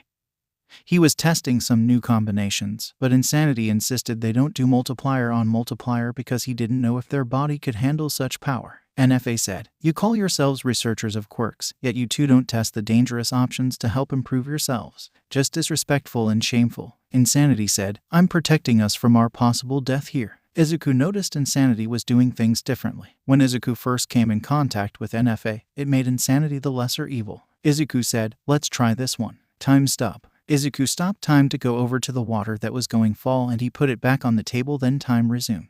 Izuku smirked, "Now with multiplier. Multiplier, time stop times 10. Everything stopped again, but Izuku counted the seconds until he got to 120, then time resumed like normal. Izuku smiled. Multiplier is indeed a powerful support quirk, and divider by its side makes me a little too strong. NFA then said, "Come on Izuku, you want to get back at society. But you choose to get revenge against just 2 people. Get back at all of entire society." Insanity said, "We love quirks too much for your plan. Sure, me and Izuku have different types of love for them, but we still love them to not erase them from existence."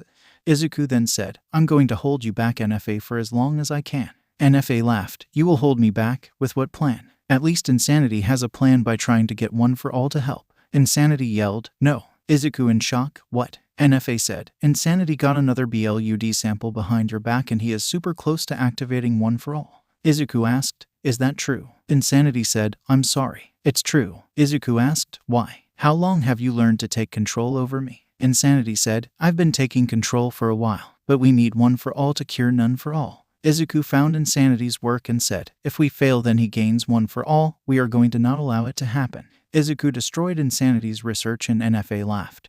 "That was possibly your only chance to defeat me." Insanity said, "You have too much faith in Eri. Just copy or take her quirk, because she has no real control over her quirk." Izuku said, "I will not do that to Eri or gain All Might's quirk. I will not accept his quirk, and I would be a monster to either copy or take Eri's quirk without her consent." A door opened, which Shinso said, "Shoto got his revenge." Shoto came in to say, "I made him reveal his bribe on live TV and restrained him so the police could get him again. They are going to make another case against him, and his last case will be considered a charge of obstruction of justice." Izuku smiled, "Good. Hopefully they will get him this time." Shoto and Shinso went to the news for a while. After a while Shinso got up to get lunch for Eri. Shinso then noticed how Izuku's neck snapped, then went back to normal. Shinso went over to Izuku to ask, "You good?" Izuku turned around with his yellow eyes giggling, "Yes, I'm fantastic." Shinso asked, "Who are you?" Insanity said, "I'm Izuku's other personality, Dr. Insanity." Shinso was terrified by Izuku's multiple personality, which Insanity said, "Well, food is in the fridge, don't mind me." Shinso asked, "So, you are made from Izuku's insanity?" Insanity said, "You're right, but it's more than that. I'm a result from mad IQ, insanity, greed for power, a love of quirks, and revenge. Me and Izuku can live with each other, but we have our disagreements." Shinso asked, "Can you explain your disagreements?" Insanity laughed. "He gives away our artificial quirks for money. He gives people some quirks, some for free if they work with him, and he is restricted by his morals for our progress." Shinso said, "So, you have no morals?" Insanity stopped laughing. "Well, yes, but actually no. You see, there are things I would tell you but Izuku wouldn't approve of. He thinks he is in charge of us, but none of the personalities are in charge. Shinso asked, there is more than just the two of you. Insanity said, the third is evil beyond belief. Protect Eri from him, and when the time comes, get her far from us as possible. Shinso asked, why? Insanity chuckled sadly. Me and Izuku are fighting the third personality and losing. The third came from the new quirk None for All. The quirk can't be erased by erasure, and I've tried erasing our quirks with our quirk erasing drugs that can bypass the vaccines, but the quirk protects the quirks we have. I've concluded that the only way to beat him will be Eri if she can fully control her power, or you send us into space. Shinso surprised. Send you into space? Insanity said, we have the quirks to survive space, and it will save the world if you do the second option. The two laughed for a little bit, then Izuku came back to ask, hey Shinso, what were we talking about? Shinso was in shock, but he said, oh, just looking for food. Izuku said, tell Nezu. I will accept the deal soon. Shinso said, I will. Present. Mirio said, so? That is going on in Izuku's mind. Shinso and Shoto nodded, which Aizawa asked, where is this Eri? Shinso said, back at the lab. Shinso warped to the lab and back to show Eri, which Aizawa said, I remember you. Eri smiled, I remember you too. Are you okay? Aizawa smirked, yeah. Are you? Eri nodded. Mirio and Shinso looked at Izuku in the distance, rebuilding the school into a castle. Mirio asked, what is he doing? Shinso said, I don't know what None for All is planning, but it has something to do with making the world quirkless again. None for All. NFA looked around at his new castle made from the school and buildings surrounding the school. NFA smiled. Time to make a broadcast around the world. NFA picked up a power cable. Multiplier times 10, machine control times 100. NFA felt the mutation in multiplier and machine control, which he smiled. I will rename these quirks Mega Multiplier and Technology Control. All across the world they heard and saw NFA with All for One's and All Might's bodies. He said, hello world, my name is None for All. The bodies next to me are All Might and his ultimate archenemy All for One. As the first objective as the god of the new world is to use my quirk None for All to make the world quirkless again. Quirks have corrupted the world, and it is my job to cleanse the world of that corruptness. Those who challenge me will be made an example of my power. There will be no mercy, only progress and restoring humanity. NFA let go of the cable to turn off his message to the world to smiled. So let it begin. There was a classroom with children in them. Then the teacher pointed at a white-haired teen girl. Eri, and what event happened in 5 divided by 4 divided by 2xxx? Eri looked at the board and said, that was 8 years ago. That was when Emperor None for All took control of the old Japanese constitutional monarchy and replaced it with his absolute monarchy. He then created the angelic system of his new military and police to keep the peace. The teacher said, excellent. Now who here can tell me about what happened 4 divided by 20 divided by 2xxx? Some of the students chuckled, but a black-haired boy with a cap said, that was 7 years ago, when we went to war with China, North Korea, and South Korea with the new angelic system, and we won the war. We won control over the Korean peninsula and all of China except Taiwan. The teacher said, excellent Koda, now class we have a test in 3 days over the new empire. Everyone left, which Eri and Koda talked for a little bit, which he said, so, you are going to the concert tomorrow? Eri smiled, of course I am, why wouldn't I? Koda said, awesome, I will see you there. Eri left, which Koda went to his home, which people didn't know that he was the prince of the empire. That's right, Koda is the prince of the empire of Japan. How, one might ask? Well, the story happened 9 years ago, which was the None for All's conquest of the Japan. 9 years ago. This was 1 year into the war against None for All, which he had an army of nomes, some villains, and people who follow his ideology. Koda watched as he hid from Muscular, the man who ended his parents and now his aunts and uncle in front of him. Muscular smiled, I remember you. Now is the time you join your parents. As Muscular was about to grab Koda, suddenly he heard a voice say, have no fear, child. The bad man is no longer able to hurt you. Koda looked up to see NFA grabbing Muscular by the neck and passed out. Koda looked at him in fear, but NFA's red eyes were soft and gentle. Koda asked, aren't you the evil man my aunt talked about? NFA said, well, to most people I am, but I don't believe I'm evil. I see myself as misunderstood for those who see me as evil. NFA then made chairs for the two, then looked at Koda's scrapes and bruises. NFA touched them to instantly heal them. Koda asked, why did you save me? Why are you helping me? NFA chuckled, as much as I believe in my cause. I don't believe in ending children. I just want to cure the world of the corruption that plagues this world. Quirks cause discrimination of the quirkless. More people become heroes for the money and fame, and above all else, there is no one stopping it. Koda looks at him, you believe that you can stop it?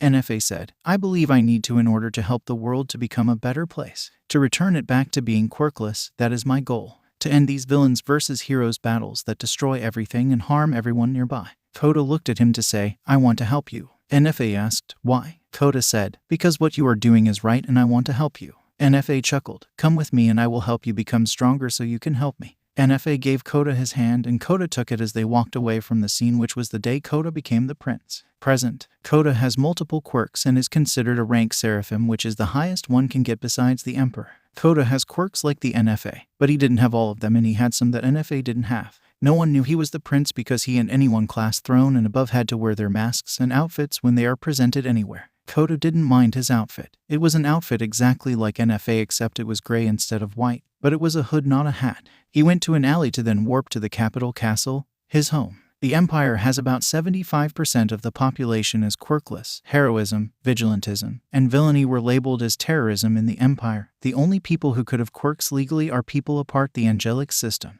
The system has 9 tiers, angels the lowest and seraphims the highest. Angels, archangels, and rulers were police officers. The middle tiers powers, virtues, and dominions were military. Then the top 3 thrones, cherubims, and seraphims were government agents, generals, and NFAS right-hand men. Angels would have 1 quirk as they get promoted. They get more quirks and they can use them for police work. Koda liked the system because it gave people quirks who were using them for the right thing and not for the fame or money. When he got warped to his room, he got on his outfit and headed to NFA to discuss politics and the hunt for the rebellion that they have been tracking in Japan. He came into the room to see NFA, a few generals planning their expansion into Southeast Asia and possibly Russia, and a few other high-ranking agents looking for the rebellion. He sat in his chair on the right of NFA. While everyone was giving their reports and plans, Koda listened to the possible locations of the rebel base, which he with the mask muffing his voice said. They have a person with a warping quirk. They got the men, but we know that the man is old and getting slower. The base will be somewhere that is low in crime. Check locations where crime had a drastic drop. NFA praised Koda. Good idea, you heard him. The agents bowed and left. NFA gave the general the nod to approve of the plan, which they left. NFA said, you did well, humility. Koda was called humility when they together, in case if someone was listening on their conversion. Koda got the name because he was brave in many situations and was a modest person. Koda said, thank you, your majesty. NFA said, you know you don't have to call me that. Koda said, apologies, sensei. NFA laughed. No need to apologize as humility. But you are enjoying the new world that is still under construction. Koda chuckled. Of course I do. But this rebellion needs to be stopped from bringing the whole heroes and villains thing. NFA said, well, time to have dinner and prepare for your speech in Tokyo Square about the Empire's 8th birthday in 2 days. Koda said, I agree. I hope the celebration is as good as last time. They laughed a little bit and they enjoyed dinner that was brought to them, which they just removed the bottom part of their masks. NFA also said, I need you to find the true identity of Fox as well. Koda nodded, yes, sensei. Iri came to a house, then went under the house into secret tunnels that were built long ago. She was a key rebel fighter, known as the Fox because she wore a white fox mask, a red hoodie, and black jeans. She is a skilled hand-to-hand combat, sword fighting, and her quirk was the only thing to defeat NFA. She still has memories of who NFA was before he took over the country. Izuku Midoriya was her savior. She was told by Uncle Shinso that Izuku wanted to protect her from himself, but she is the only person to bring back Izuku from NFA, which he believes one day she can. That was when she realized she was a big deal in the rebellion. She was determined to save her savior, but there are rebellion leaders who disagree with saving NFA from himself. The leader of the former villains, Tamura, argues that he should be executed for his crimes, while the leader of the former heroes, Mirio, argues that they shouldn't end him for his crimes, but he should still face them. Iri hated going to the meetings. The only reason she goes to them is for the missions they assign her on. She walked in on Tamura and Mirio arguing on some battle plans while Uncle Shinso and Uncle Shoto just facepalmed from the two. Shinso said, "Oh Iri, here is your assigned mission." Shinso handed her a file which reads Prince Humility, which she asked, "What am I doing?" Shoto sighed. "You are going to uncover the identity of Humility, the Prince of Empire. Don't get caught or hurt." Iri nodded, then she left to get ready for her mission. She got on her outfit to go find Humility. Tokyo Square. Koda was checking the progress of the celebration plans, which he thought they were going well. He saw a kid who looked lost. He went up to the kid to ask, "Are you okay?" The boy said, "I can't find my mom." Koda chuckled. Compass. The quirk allows the user to find what they are looking for. Then he found the boy's mom. He took him to his mom and went back to the preparations of the celebration. Iri was watching him from the top of a building nearby. Everyone knows about how brave, bold, and kind Humility was. Koda knows that Fox was one of the nicer members of the rebellion and she is really popular to some people. They both had a mission to uncover the other and it was a big game of cat and mouse. Koda then walked away to head back to the Capitol building to call it a day, which Iri followed. Koda used extra senses to see that he was being watched and followed, so he pretended to be dumb but prepared for an attack. Eri jumped down to ambush him, but Kota activated weapon hands to turn his right hand into a blade to block Eri's sword. Eri jumped back, which Kota said, "Oh Fox, what a beautiful night we are having." Eri chuckled, "Humility, you are quick with words." Kota then chanted, "Multiplier, super strength times 2, regeneration times 10, energy drain, power drain, steel bones, flight, night vision, telekinesis times 5, and dark matter times 7. Kota was now stronger, faster, and had a sword made of dark matter which he charged to take the first attack. Eri blocked the attack, which she countered with a punch him in the certain spot which Kota just backed to chant in pain, painless, and shock absorption. Eri giggled. "What's wrong? Can't handle a little pain?" Kota got in position. "You're pretty good. But can you handle this?" Kota then looked at her and she got in position. Then they charged at great speeds to slice each other's masks off. Their masks fell off and they looked at each other in shock. Kota asked, "Eri." Eri asked, "Kota." Eri and Kota stood across from each other, which Kota asked, "You are the fox." Eri asked, "You are humility." Kota said, "Answer me first. Why are you a rebel?" "I actually see you as a friend." Eri said, "I will not speak to humility, but I will speak to Kota Izumi." Kota sighed. "We have to find a better hiding spot before we continue this conversion." Eri nodded, which they went to a secluded warehouse, which Kota and Eri found a spot to talk, which she asked, "How did you become a prince?" Kota said, "The emperor found me and saved me," which I agreed with his ideal and offered to help him. He took me in and gave me multiple quirks, which I go to school like a normal teen to have a somewhat normal life like everyone else. Eri nodded, which Kota asked, "How did you become the fox?" Eri said, "I was rescued by None for All before he was None for All. His real name was Izuku Midoriya. He saved me, but he was lost, and he created the quirk None for All, which took control of him. I want to save him like he saved me by rewinding his mind back to when he was Izuku Midoriya." Kota sighed. "You think rewinding his mind back to Izuku will help the world? I mean, he is fighting for what's right." Eri looked at him. "What?" Kota said, "My family died because of heroing. Heroes decided to use their quirks to gain popularity and money. Villains use their quirks to take whatever they want. And quirks have corrupted society to its core. The real heroes are the police and military, which they should be allowed to use their quirks to keep law and order." Eri said, "You believe that everyone should give up their quirks. It's like taking away a body part from a person." Kota said, "Quirks have stopped progress. We could be taking vacations on the moon or have colonies on Mars, or even better, a cure for cancer. Quirks have been nothing but a danger to the human race.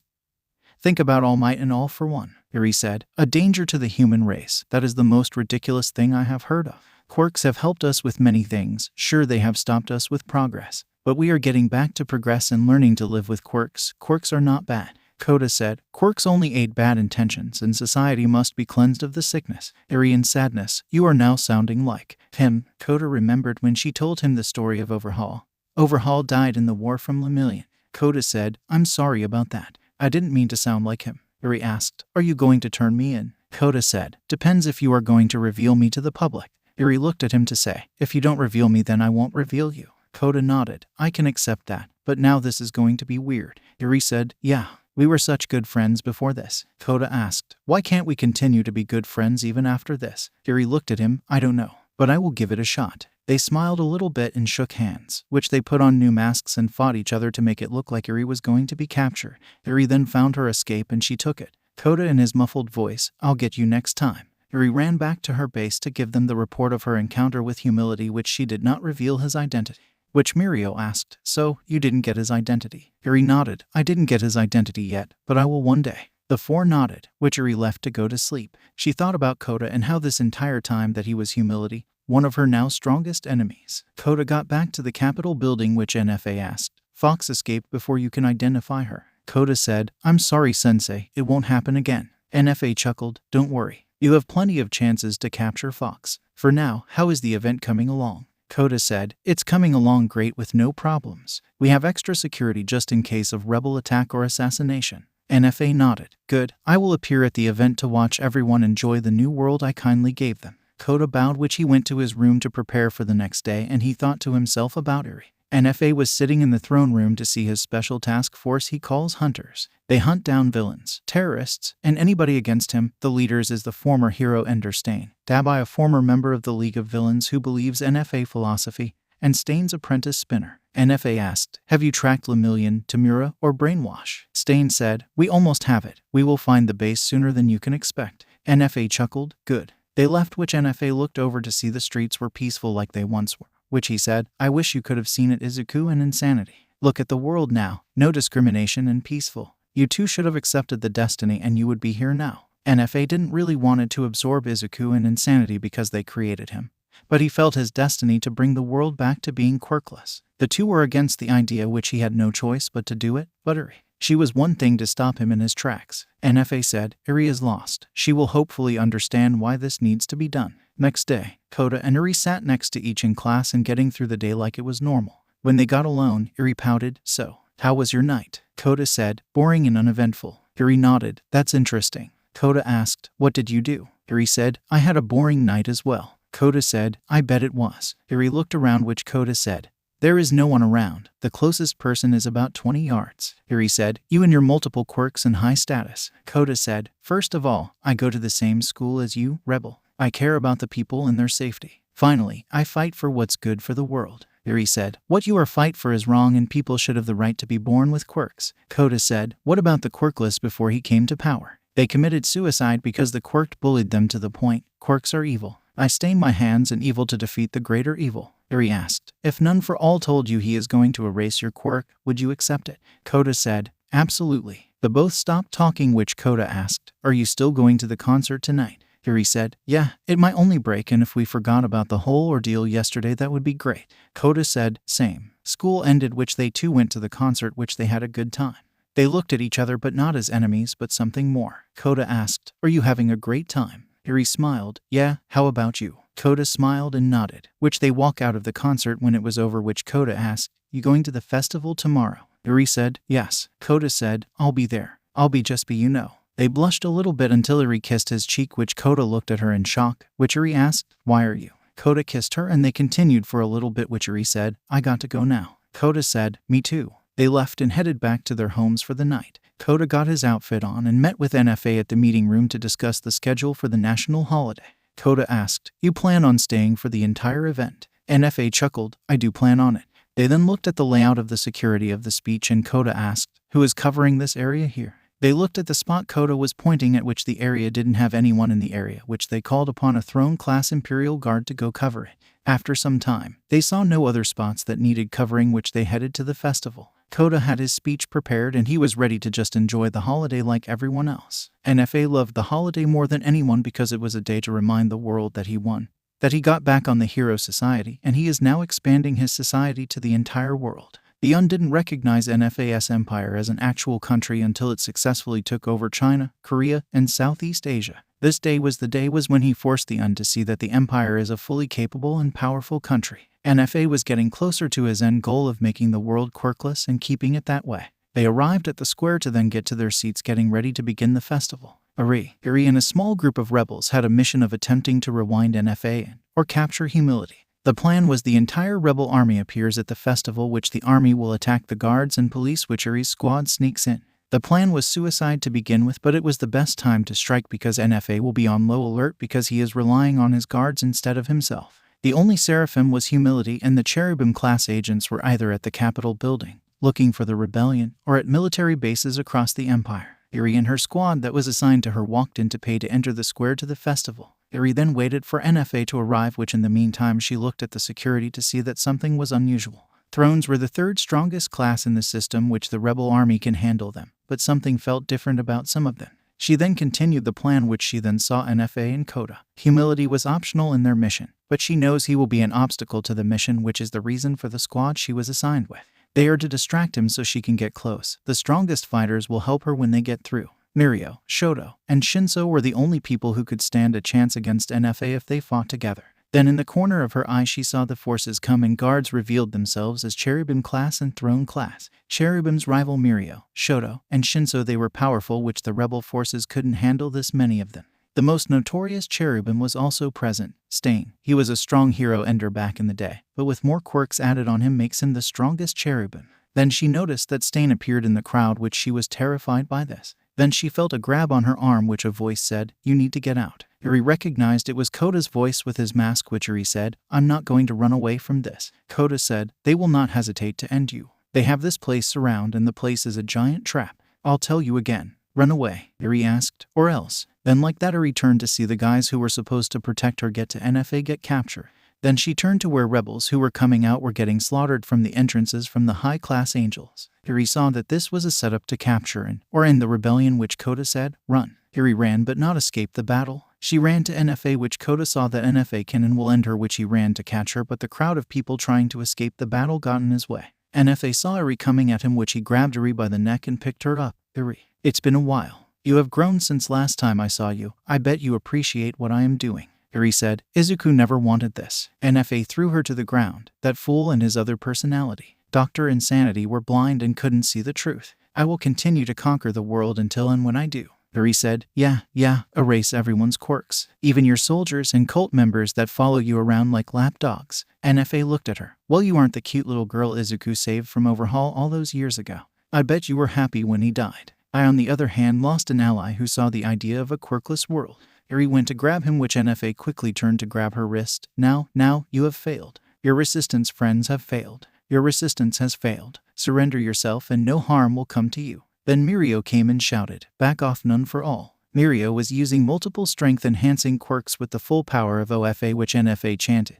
Mega Multiplier, Shock Absorption times 100, Shock Recoil times 100, and Regeneration times 100. When Mirio's fist collided with NFA's fist, a powerful shockwave was produced, which Yuri covered her eyes. When it was over, Yuri opened her eyes to see Mirio on the ground with a missing arm, which NFA chuckled. "Stronger than All for One and All Might combined, but still weak and blind. Lemillion, your resistance has failed." Mirio smirked as his arm regenerated, which he got up to say, "I will defeat you if it's." NFA grabbed Mirio's head, which Mirio screamed in pain. NFA chuckled, "Last thing you do." With what power? Mirio's mind. Mirio saw the quirks that belonged to people that AFO stole from crumble away like ashes. Mirio looked to see AFO and the past users of OFA on the ground in pain, trying to fight the power of NFA. The first user said, "I don't know how long I can last." AFO in pain, "Don't give up, brother. You never did give up, even with me." All Might said, "Don't give up, Mirio. Fight back." Out of Mirio's mind, Mirio shrugged to get out of NFA's grip, which NFA said, "Resisting. Just give up and live with the consequences." Then a few gunshots were heard, which NFA looked at Yuri with a gun. She said, "Those were quirk-erasing bullets. Made from me." NFA looked at her. "I know. But I made myself to be unaffected by such things. I have planned for many things, Yuri. Everything from getting shot by quirk-erasing bullets, betrayal, ambushes, assassins, and many things." Then Kota appeared from the crowd, which NFA chuckled. "Humility. You have arrived. Arrest Yuri, would you be so kind? I'll deal with the leader here." Yuri going to fight Kota, but NFA released a sleeping gas on her to knock her out. As Kota went up to Yuri, Shinso and Shoto appeared to save Mirio and Yuri. NFA said, "Well, I haven't seen you two in forever. I see that you want to bring me down." Shinso said, "For Izuku." Shoto attacked him with all the elements, which NFA said, Mega Multiplier and Repel time 100. The beams of the elements stopped in front of NFA, which Shinso came with his powerfulest quirk combination.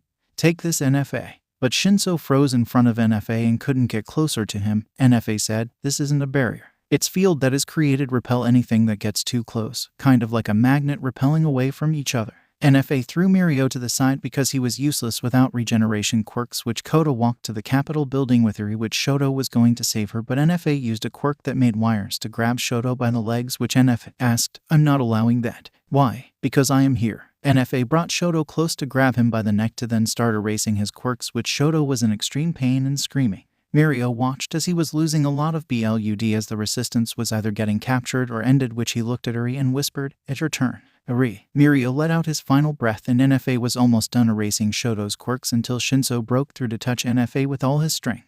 NFA smirked as the punch's power was absorbed and released back at Shinso 100 times stronger, which sent Shinso back flying.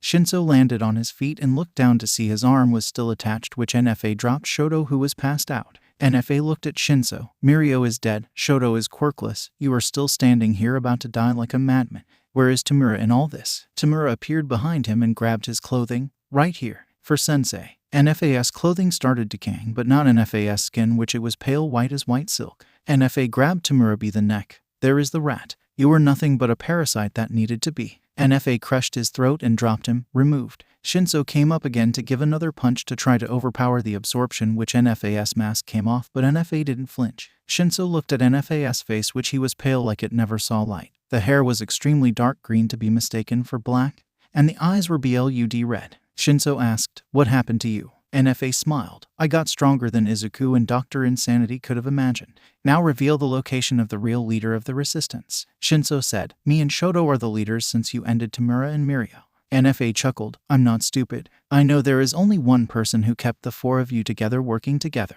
Inko Midoriya. Where is she located at? Shinso said, she died in the war. NFA smirked, not going to admit it. I will find her one day and then this resistance will be defeated once and for all. Shinso said, you know, she still loves you. NFA said, she doesn't know who I am. She knows Izuku, but not Insanity or me. I'm a completely different person. NFA attacked, which Shinso was barely dodging until NFA punched him super hard to send him flying a few kilometers away. Shinso landed to see that NFA punched him so hard that his regeneration is healing him slowly. Shinso looked to the manhole which he got in it and closed it before NFA arrived. NFA looked around, which he went back to his mask to pick it up and put it back on. He turned to Dabai. Put them to their cells that we have provided. Shoto is yours, Dabai. Dabai nodded and picked up Shoto and led the soldiers with prisoners to the prison cells, which NFA flew to the Capitol building. Iri's mind. Iri was in her mind looking at the past users of OFA, AFO, and the people of the quirks that FO has stolen. Iri looked at Mirio. I'm sorry we failed. Mirio said, don't worry. We may have lost the battle, but in the end, we will win the war. Iri looked around, to which the first user of OFA said, when Mirio gave you one for all, it was mutated form of the one for all and all for one. They truly combined to one. AFO chuckled. I guess you can call this new quirk all for all. It's like the yin and yang combined into one. Iri asked, how? How am I supposed to defeat none for all? He is immune to quirk erasing bullets. He wouldn't let me close to rewind his mind to bring back Izuku, and he ended you, Mirio. How? Mirio said, like the first user of one for all, it was weak and no match for all for one, which after passing it from generation after generation, it finally was strong enough to match all for one. Now all for all is born, which it will go through the same process to become strong enough to defeat none for all. Iri nodded. Okay, this new quirk will defeat him one day. Outside of Iri's head, Iri woke up to find herself in a comfortable bed in a decent-sized room, which then Kota came in with some food.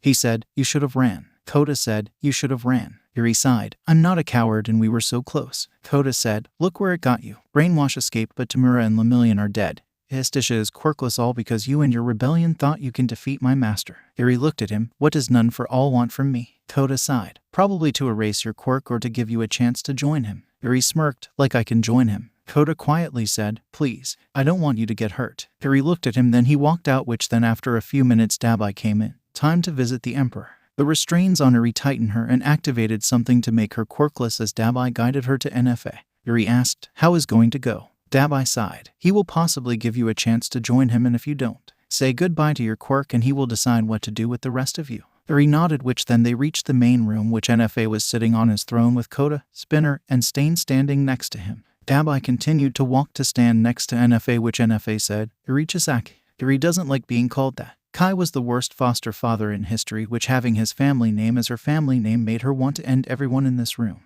NFA continued, I will ask you to join me in my destiny of ridding the world of quirks that have caused so much villainy, destruction, fake heroes, halting the progress of humanity, and so many unnecessary death. Iri growled, no. NFA asked, very well then. Iri's restraints fell off and NFA placed his hand on Iri to begin erasing her quirks. In Iri's mind, Iri and everyone in her mind saw a black cloud coming, which then they saw a man in a dark cloak chuckling. There is a lot more than I expected. Doesn't matter, I will erase them anyways. The original users of OFA and AFO attacked him, which NFA was knocking them around with ease. Then a bunch of the people of the quirks that FO has stolen attacked. NFA snapped his fingers and half of them disappeared, which he continued to beat them up until they vanished. Iri then grabbed herself to try a theory. She rewinded herself and the quirks that vanished came back to fight NFA. NFA looked at her. I guess I need to destroy you first. NFA decided to walk towards her, which Iri was rewinding more quirks that got defeated by him and healing the ones that were still not destroyed. NFA laughed. Useless. Iri tried harder and harder when NFA was about a meter away. Iri felt a click and then something strange happened. NFA stopped. No. It's not possible. Iri had an urge to create a quirk, which she created a strength-enhancing quirk from nowhere. She then used it to punch NFA in the face, which sent him flying back, which Iri said, what did I just do? The quirk wasn't like an artificial quirk. It was like a natural quirk which had life and wasn't a machine. NFA said, no. A quirk that makes quirks. How dare you exist? NFA made a black cloud from his hand which started erasing quirks like nothing, but Iri rewind them and created more quirks to fight NFA. NFA then said, Mega Multiplier and none for all times 100. Iri smirked. Thanks for the idea, Mega Multiplier and all for all times 100. A huge blast of light collided with the black cloud, caused a huge explosion which blasted the two away from each other. Eri saw NFA on the ground about to get up, which she asked, "Not going to give up?" NFA chuckled, "I will never give up on my destiny and dream, even if I have to go through you." Eri created a speed-enhancing quirk which he knew what she was going to do, which he decided to use everything he had to defeat her. NFA said, Mega Multiplier times 100, Mega Multiplier times 10,000, Mega Multiplier times 1 million. Then a dark cloud formed which NFA smiled. Mega Multiplier evolved one last time for me to help me defeat you. I'm calling it Absolute Multiplier. Every quirk I have is at least 1 million times stronger than they were originally, or evolved into something 1 million times stronger. What are you going to do now? Eri giggled. Just make 1 million of each and every quirk. Then Eri started making quirks like crazy, then charged at NFA, which NFA charged at her. When the two collided, Eri was stronger because she had more quirks and defeat NFA. Outside Eri's head, the four watched the two and noticed it was taking a lot longer than it was supposed to be. Then NFA's arm that touched Eri's head exploded and he flew back to his throne. Stain in concern, "Are you okay?" Then Eri got on her feet, which Spinner went on the attack, but Eri punched him with so many quirks that he exploded. Dabai used his multiple fire quirks on her, but she used her many water quirks to defeat him with ease. Stain went to the attack on her, which she was faster than he was, and she cut his head off with her hand as a knife. Koda asked, "Sensei, are you okay?" NFA chuckled, "I'm fine. I just need to." NFA regrew his arm, which he got back up face Eri once again, which he said, "Tell me, Eri, what's it like being a goddess? You have all that power, but what are you going to do with it?" Eri smiled. "Return the people the quirks that you have taken from them." NFA smiled. "I will not lose this time. Humility, stay back." Then Eri felt a lot weaker all of a sudden, which NFA chuckled. Absolute Multiplier and Absolute Divider. Eri realized that he multiplied a quirk that makes things weaker, which is one dangerous combo. NFA asked, "Humility, would like to hear the story of Multiplier and Divider." Koda said, "Yeah." NFA said, "There once was a pair of twins that were born in the slums. Usually twins have the same quirk or quirks of their parents, but these twins had opposite quirks. One made things around them and himself stronger, while the other one, she made them weaker." NFA walked closer to Eri. The brother was favored by the parents for his quirk, but the sister was thought to be weak. Later the brother got accepted to a hero school while the sister left the family and became a villain. When the brother learned what his sister has become, he went to find her. NFA stopped in front of Eri to look at Koda. The brother tried to convince his sister to come home, and surely her quirk can be used to hero work.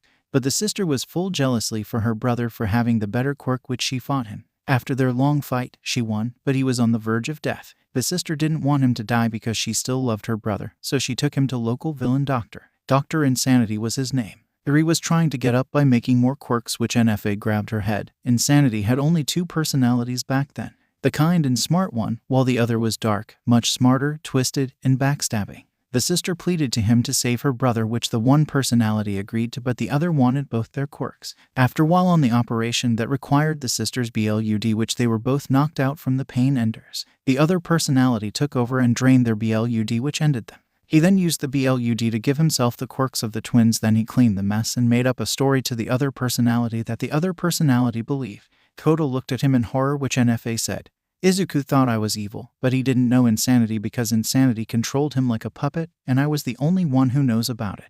That is another reason I want to get rid of them. Quirks can be eviler than the user." Eri then got on her feet and threw the strongest punch with every quirk she made and has, United Nations of Smash. She punched his face to the ground with so much force that it destroyed the building and sank the entire island by a few feet. Eri was tired, and Koda came out of the rumble to see Eri still standing, which he looked at NFA, who looked dead. But he quickly moved to Koda, which before Eri could do anything, NFA gave Koda his quirks. NFA said, "I believe in you. Koda Izumi, my successor. I know you love her, that's why I told you to stay back. I would have never ended her. For you." NFA looked at Eri. "I never wanted to end, Eri. If there was a way to succeed my goal without BLUD shed, I would have done it.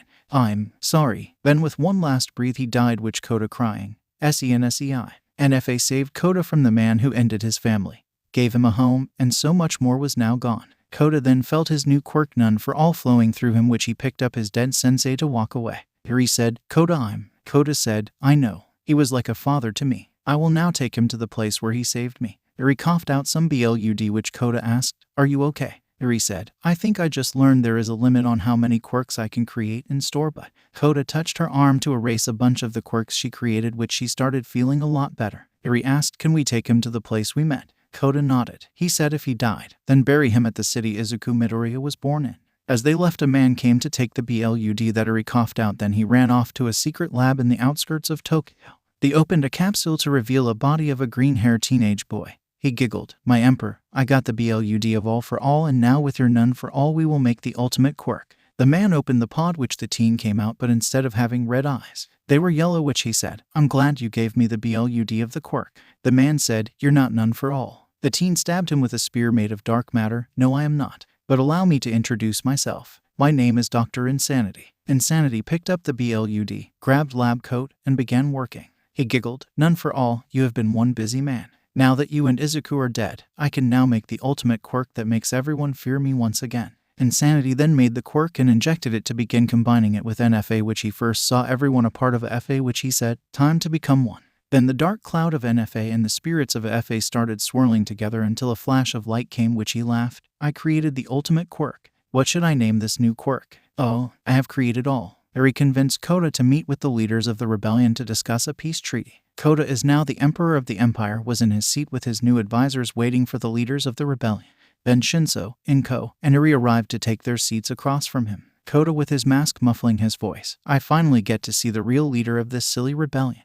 Inko smiled. "We know who you are, Humility, or should I call you Koda?" Koda glared at Eri, which Eri looked away. "I prefer Humility. It is the name my former master gave to me." Shinso said, "None for all is dead, meaning you can't erase quirks." Koda chuckles. "My master passed on his quirk to me. I can still erase quirks like he did. I plan on finishing what he started. Quirks caused all of this, and I'm going to end these silly conflicts by ending quirks." Eri glared. "You really aren't going to give up on this goal of his?" Koda nodded. "Eri, your quirk all for all, as my master calls it. Imagine if the entire world knew about it in my quirk. They will just kidnap us to experiment on us. People's thoughts on quirks would change, and they would want to take control of us for their gain." Eri said, "I know, but we will not reveal our quirks to the world. We can continue our lives like we original were doing. You can be that guy sitting next to me that I fell in love with, and I can be that girl next to you that you fell in love with." Then clapping was heard. They turned to see a pile of dead rebels, an Imperial Guard with a green-haired teen with a familiar Oni mask. Eri in shock. "Izuku." Koda removing his mask. "Master?" Inko in shock. "Izuku." Shinso got a closer look and saw the teen's yellow eyes, which he jumped in front of him. "Who are you?" Insanity giggling. "Shinso. Old pal, it's me, the man of science and quirks." Koda, Eri. And Inko recognized the voice as Izuku, but it had a different tone to it, which Shinso in fear. "Insanity." Insanity took off his mask. "Correct. I have returned once again." Shinso asked, "How?" Insanity looked at Koda. "Do you know why None for All doesn't approve of cloning?" Koda said, "It's bad if you clone a being with multiple personalities." Insanity clapped. "Exactly. I ended None for All and Izuku for complete control of this body. Now I have my own body, and I will do what I always wanted that Izuku wouldn't let do." Inko in horror. "Which is?" Insanity smiled. "To make the entire world fear me and rule over the world as a god. With this new quirk made from None for All and All for All." The advisors went on the attack, but Insanity snapped his fingers and they turned to dust. Inko, Eri, and Koda got up and were on edge. Eri asked, "How did you get All for All?" Insanity giggled. "When you coughed out blood from making too many quirks, the royal doctor took that blood. He thought he was going to bring it to None for All, but he brought it to me. I call this new quirk All." Then gray energy started surrounding Insanity. "Thank you, Eri and Koda, for helping me create the quirk of quirks. I will give you the chance to rule the world with me." Eri got to a stance and surrounded by white energy. "Never." Koda was surrounded by black energy. "I will make sure you are dead for my master." Inko looked at Insanity. "Are you sure Izuku isn't there?" Insanity laughing. "I ended him for this new body. Trust me on this one. He is dead." Inko pulled out a gun to shoot Insanity, which Insanity still laughing while regenerating, which Shinso, Eri, and Koda charged forward. Insanity put out his hand with the bullets and the three couldn't move. Eri then made a quirk to help her move. Insanity went up to grab her and threw her to the ground, causing a crater in the ground. Koda got out to punch Insanity's face, but Insanity grabbed his hand to crush his hand. Koda screamed in pain while Insanity laughed. "Was the best you got? Is this the best None for All's successor has? Disappointing." Insanity threw him to the side, which Shinso made a black nuke combo that Izuku would make, then threw it at him. Insanity absorbed it, which Shinso in shock. "How? That is supposed to be unabsorbable." Insanity looked at him. "I created black nuke, and with all I can create a quirk to absorb it." Eri got up to punch Insanity with as many quirks possible. United Nations up. Insanity grabbed her fisted, stopping her most powerful punch, which Eri felt the pain of the quirks she created being erased. Insanity giggling. "Izuku had so much hope for you. In the end I was right. You are weak and unable to defeat me." Then Koda jumped on Insanity to erase his quirks. But Insanity laughed as he created more quirks. Insanity threw both of them to the side, which Shinso decided to use every quirk to the max to defeat Insanity. But Insanity grabbed his throat to begin erasing quirks. Shinso was in pain until Insanity's arm was disconnected. Inko cut off Insanity's arm, which he laughed as his arm grew back in the blink of an eye. You indeed are tough for a weak telekinesis quirk user. For a weak woman, you raised a weaker son. Inko was pissed and tried to punch his face, but Warp Gate opened to make Inko punch herself. Insanity flew in the air. You want to see a magic trick? Then Insanity dropped a ball of light, and when it touched the ground, a man appeared. The man started using multiple quirks. Insanity smiling. I have created life, not a Namu, but an actual human being with multiple quirks. I will name this one Pride, because he is my pride and joy. Eri, Koda, Inko, and Shinso were terrified by Insanity's power to create people from nothing. Then Insanity made 6 more with different varieties of quirks. Koda asked, let me guess, the 7 sins. Insanity giggled. Good, I don't have to tell you. The sins started attacking, which then Aizawa and few heroes who have survived from the war with none for all came to help fight. Insanity looked at them like he was annoyed. I can just make more, but the sins will end every one of you. Then Insanity had red energy coming from the ground, which he started creating a sphere of the red energy. Aizawa tried to erase Insanity's quirk, but nothing happened. Izuku looked at him. Aizawa, don't you remember what created none for all and how it can't be erased, and it protects the other quirks from being erased. All is made from all for all and none for all. It is the ultimate quirk. Pride then activated his quirks to fight everyone. Then Wrath did, and Envy was jealous, then joined in. The only sin that didn't join was Greed, which he stood there. Inanity came down to Greed. What is wrong, my child? Greed looked at him. Nothing. I want to rule the world. Insanity laughing. You will. We will rule the world together. Now fight them. Greed ran over to fight, which the sins were destroying the battle, which Inko said, we have to leave. Koda saw his troops coming in with Nomus, Prefect. Koda warped to the commanders of the troops. Release the Nomus on them. The commander asked, on who? Koda pointed at the group as a whole. All of them except for the white-haired girl with the horn on her head. The commander nodded, which then they released 200 Nomus in total, which Koda said, I must go back to face Insanity. Get your powerful guns aimed at him. The commander nodded and got on his radio to give the orders while Koda flew back. Eri looked at Koda. Thanks for helping us. Koda knocked her out with one blow to the head. Sorry, but we need to go. Insanity laughed. This is entertaining. I'll let you two go for now. Koda then flew off, which Shinso tried to follow, but a Namu jumped in the air to attack him. Shinso was confused until he saw the rebels were being slaughtered by either a Sin or a Namu. The Nomus have been proven to stand toe-to-toe with a Sin, but the Sins were much smarter and stronger. Shinso ended Namu to then grab Inko and a few heroes out of the battle. Inko, Shinso, Mirko, Ryukyu, Hawks, and a few other heroes were warped to the base, which Inko flew to a chair. I can't believe it. Shinso said, that's not Izuku. Insanity is worse and evil. He also played Izuku like a puppet. Mirko said, I can't believe the Emperor also betrayed us like that, sending out Nomus in an attempt to end us in them. Koda and Eri. Koda got back to the commander with Eri. Open fire. The commander nodded and told the troops to fire at the Nomus, Sins, heroes, and Insanity with the most powerful artillery. Insanity looked at them. Child's play. You think guns like those will destroy me and my creations? The barrage of artillery round came, which filled the sky with black smoke until the commander called it off. Koda used his X-ray vision quirk to see if anyone survived, which he saw that Insanity and his creations survived. Koda looked at the commander. Keep firing until they are dead. The commander nodded, which Koda flew off with Eri. Insanity giggled. I guess I will let them go, but I must create more children. Then Insanity made a giant fortress from where he stood. Then he looked at the Sins. Destroy their guns if you don't mind. They nodded and ran to fight the soldiers, which Insanity started created 10 people with multiple quirk. You 10 will be known as the 10 Commandments. The 10 nodded and accepted their names. Then Insanity started making more people, then giving them names. He laughed as he was creating them. I will destroy this world and make it anew. I am God. The next day, Eri woke up to find herself on a bed in a nice house. She came downstairs to find Koda making breakfast. Eri asked, what happened? Koda sighed. Tactical retreat. Insanity is beyond powerful. Almost godlike. Eri looked around. Where are we? Koda said, we are in a safe house in Seoul, the former capital of South Korea. We need to come up with a plan to deal with Insanity and his army of artificial human. Eri in shock. We are not in Japan. Koda looked at her. That's correct. Eri looked at him. What happened to Inko, Shinso, and the others? Koda sighed. From the report, they somehow escaped by a miracle. Got hit on the back of the head by one of the Sins. Eri relaxed. The artificial humans are stronger than the Nomus, I assume. Koda nodded. Smarter and stronger. My soldiers couldn't do anything about them, which we lost all of Tokyo and the surrounding area to insanity in the last 12 hours. Yuri smiled. We need to start working together on this. Koda raised an eyebrow. Where do you want to begin?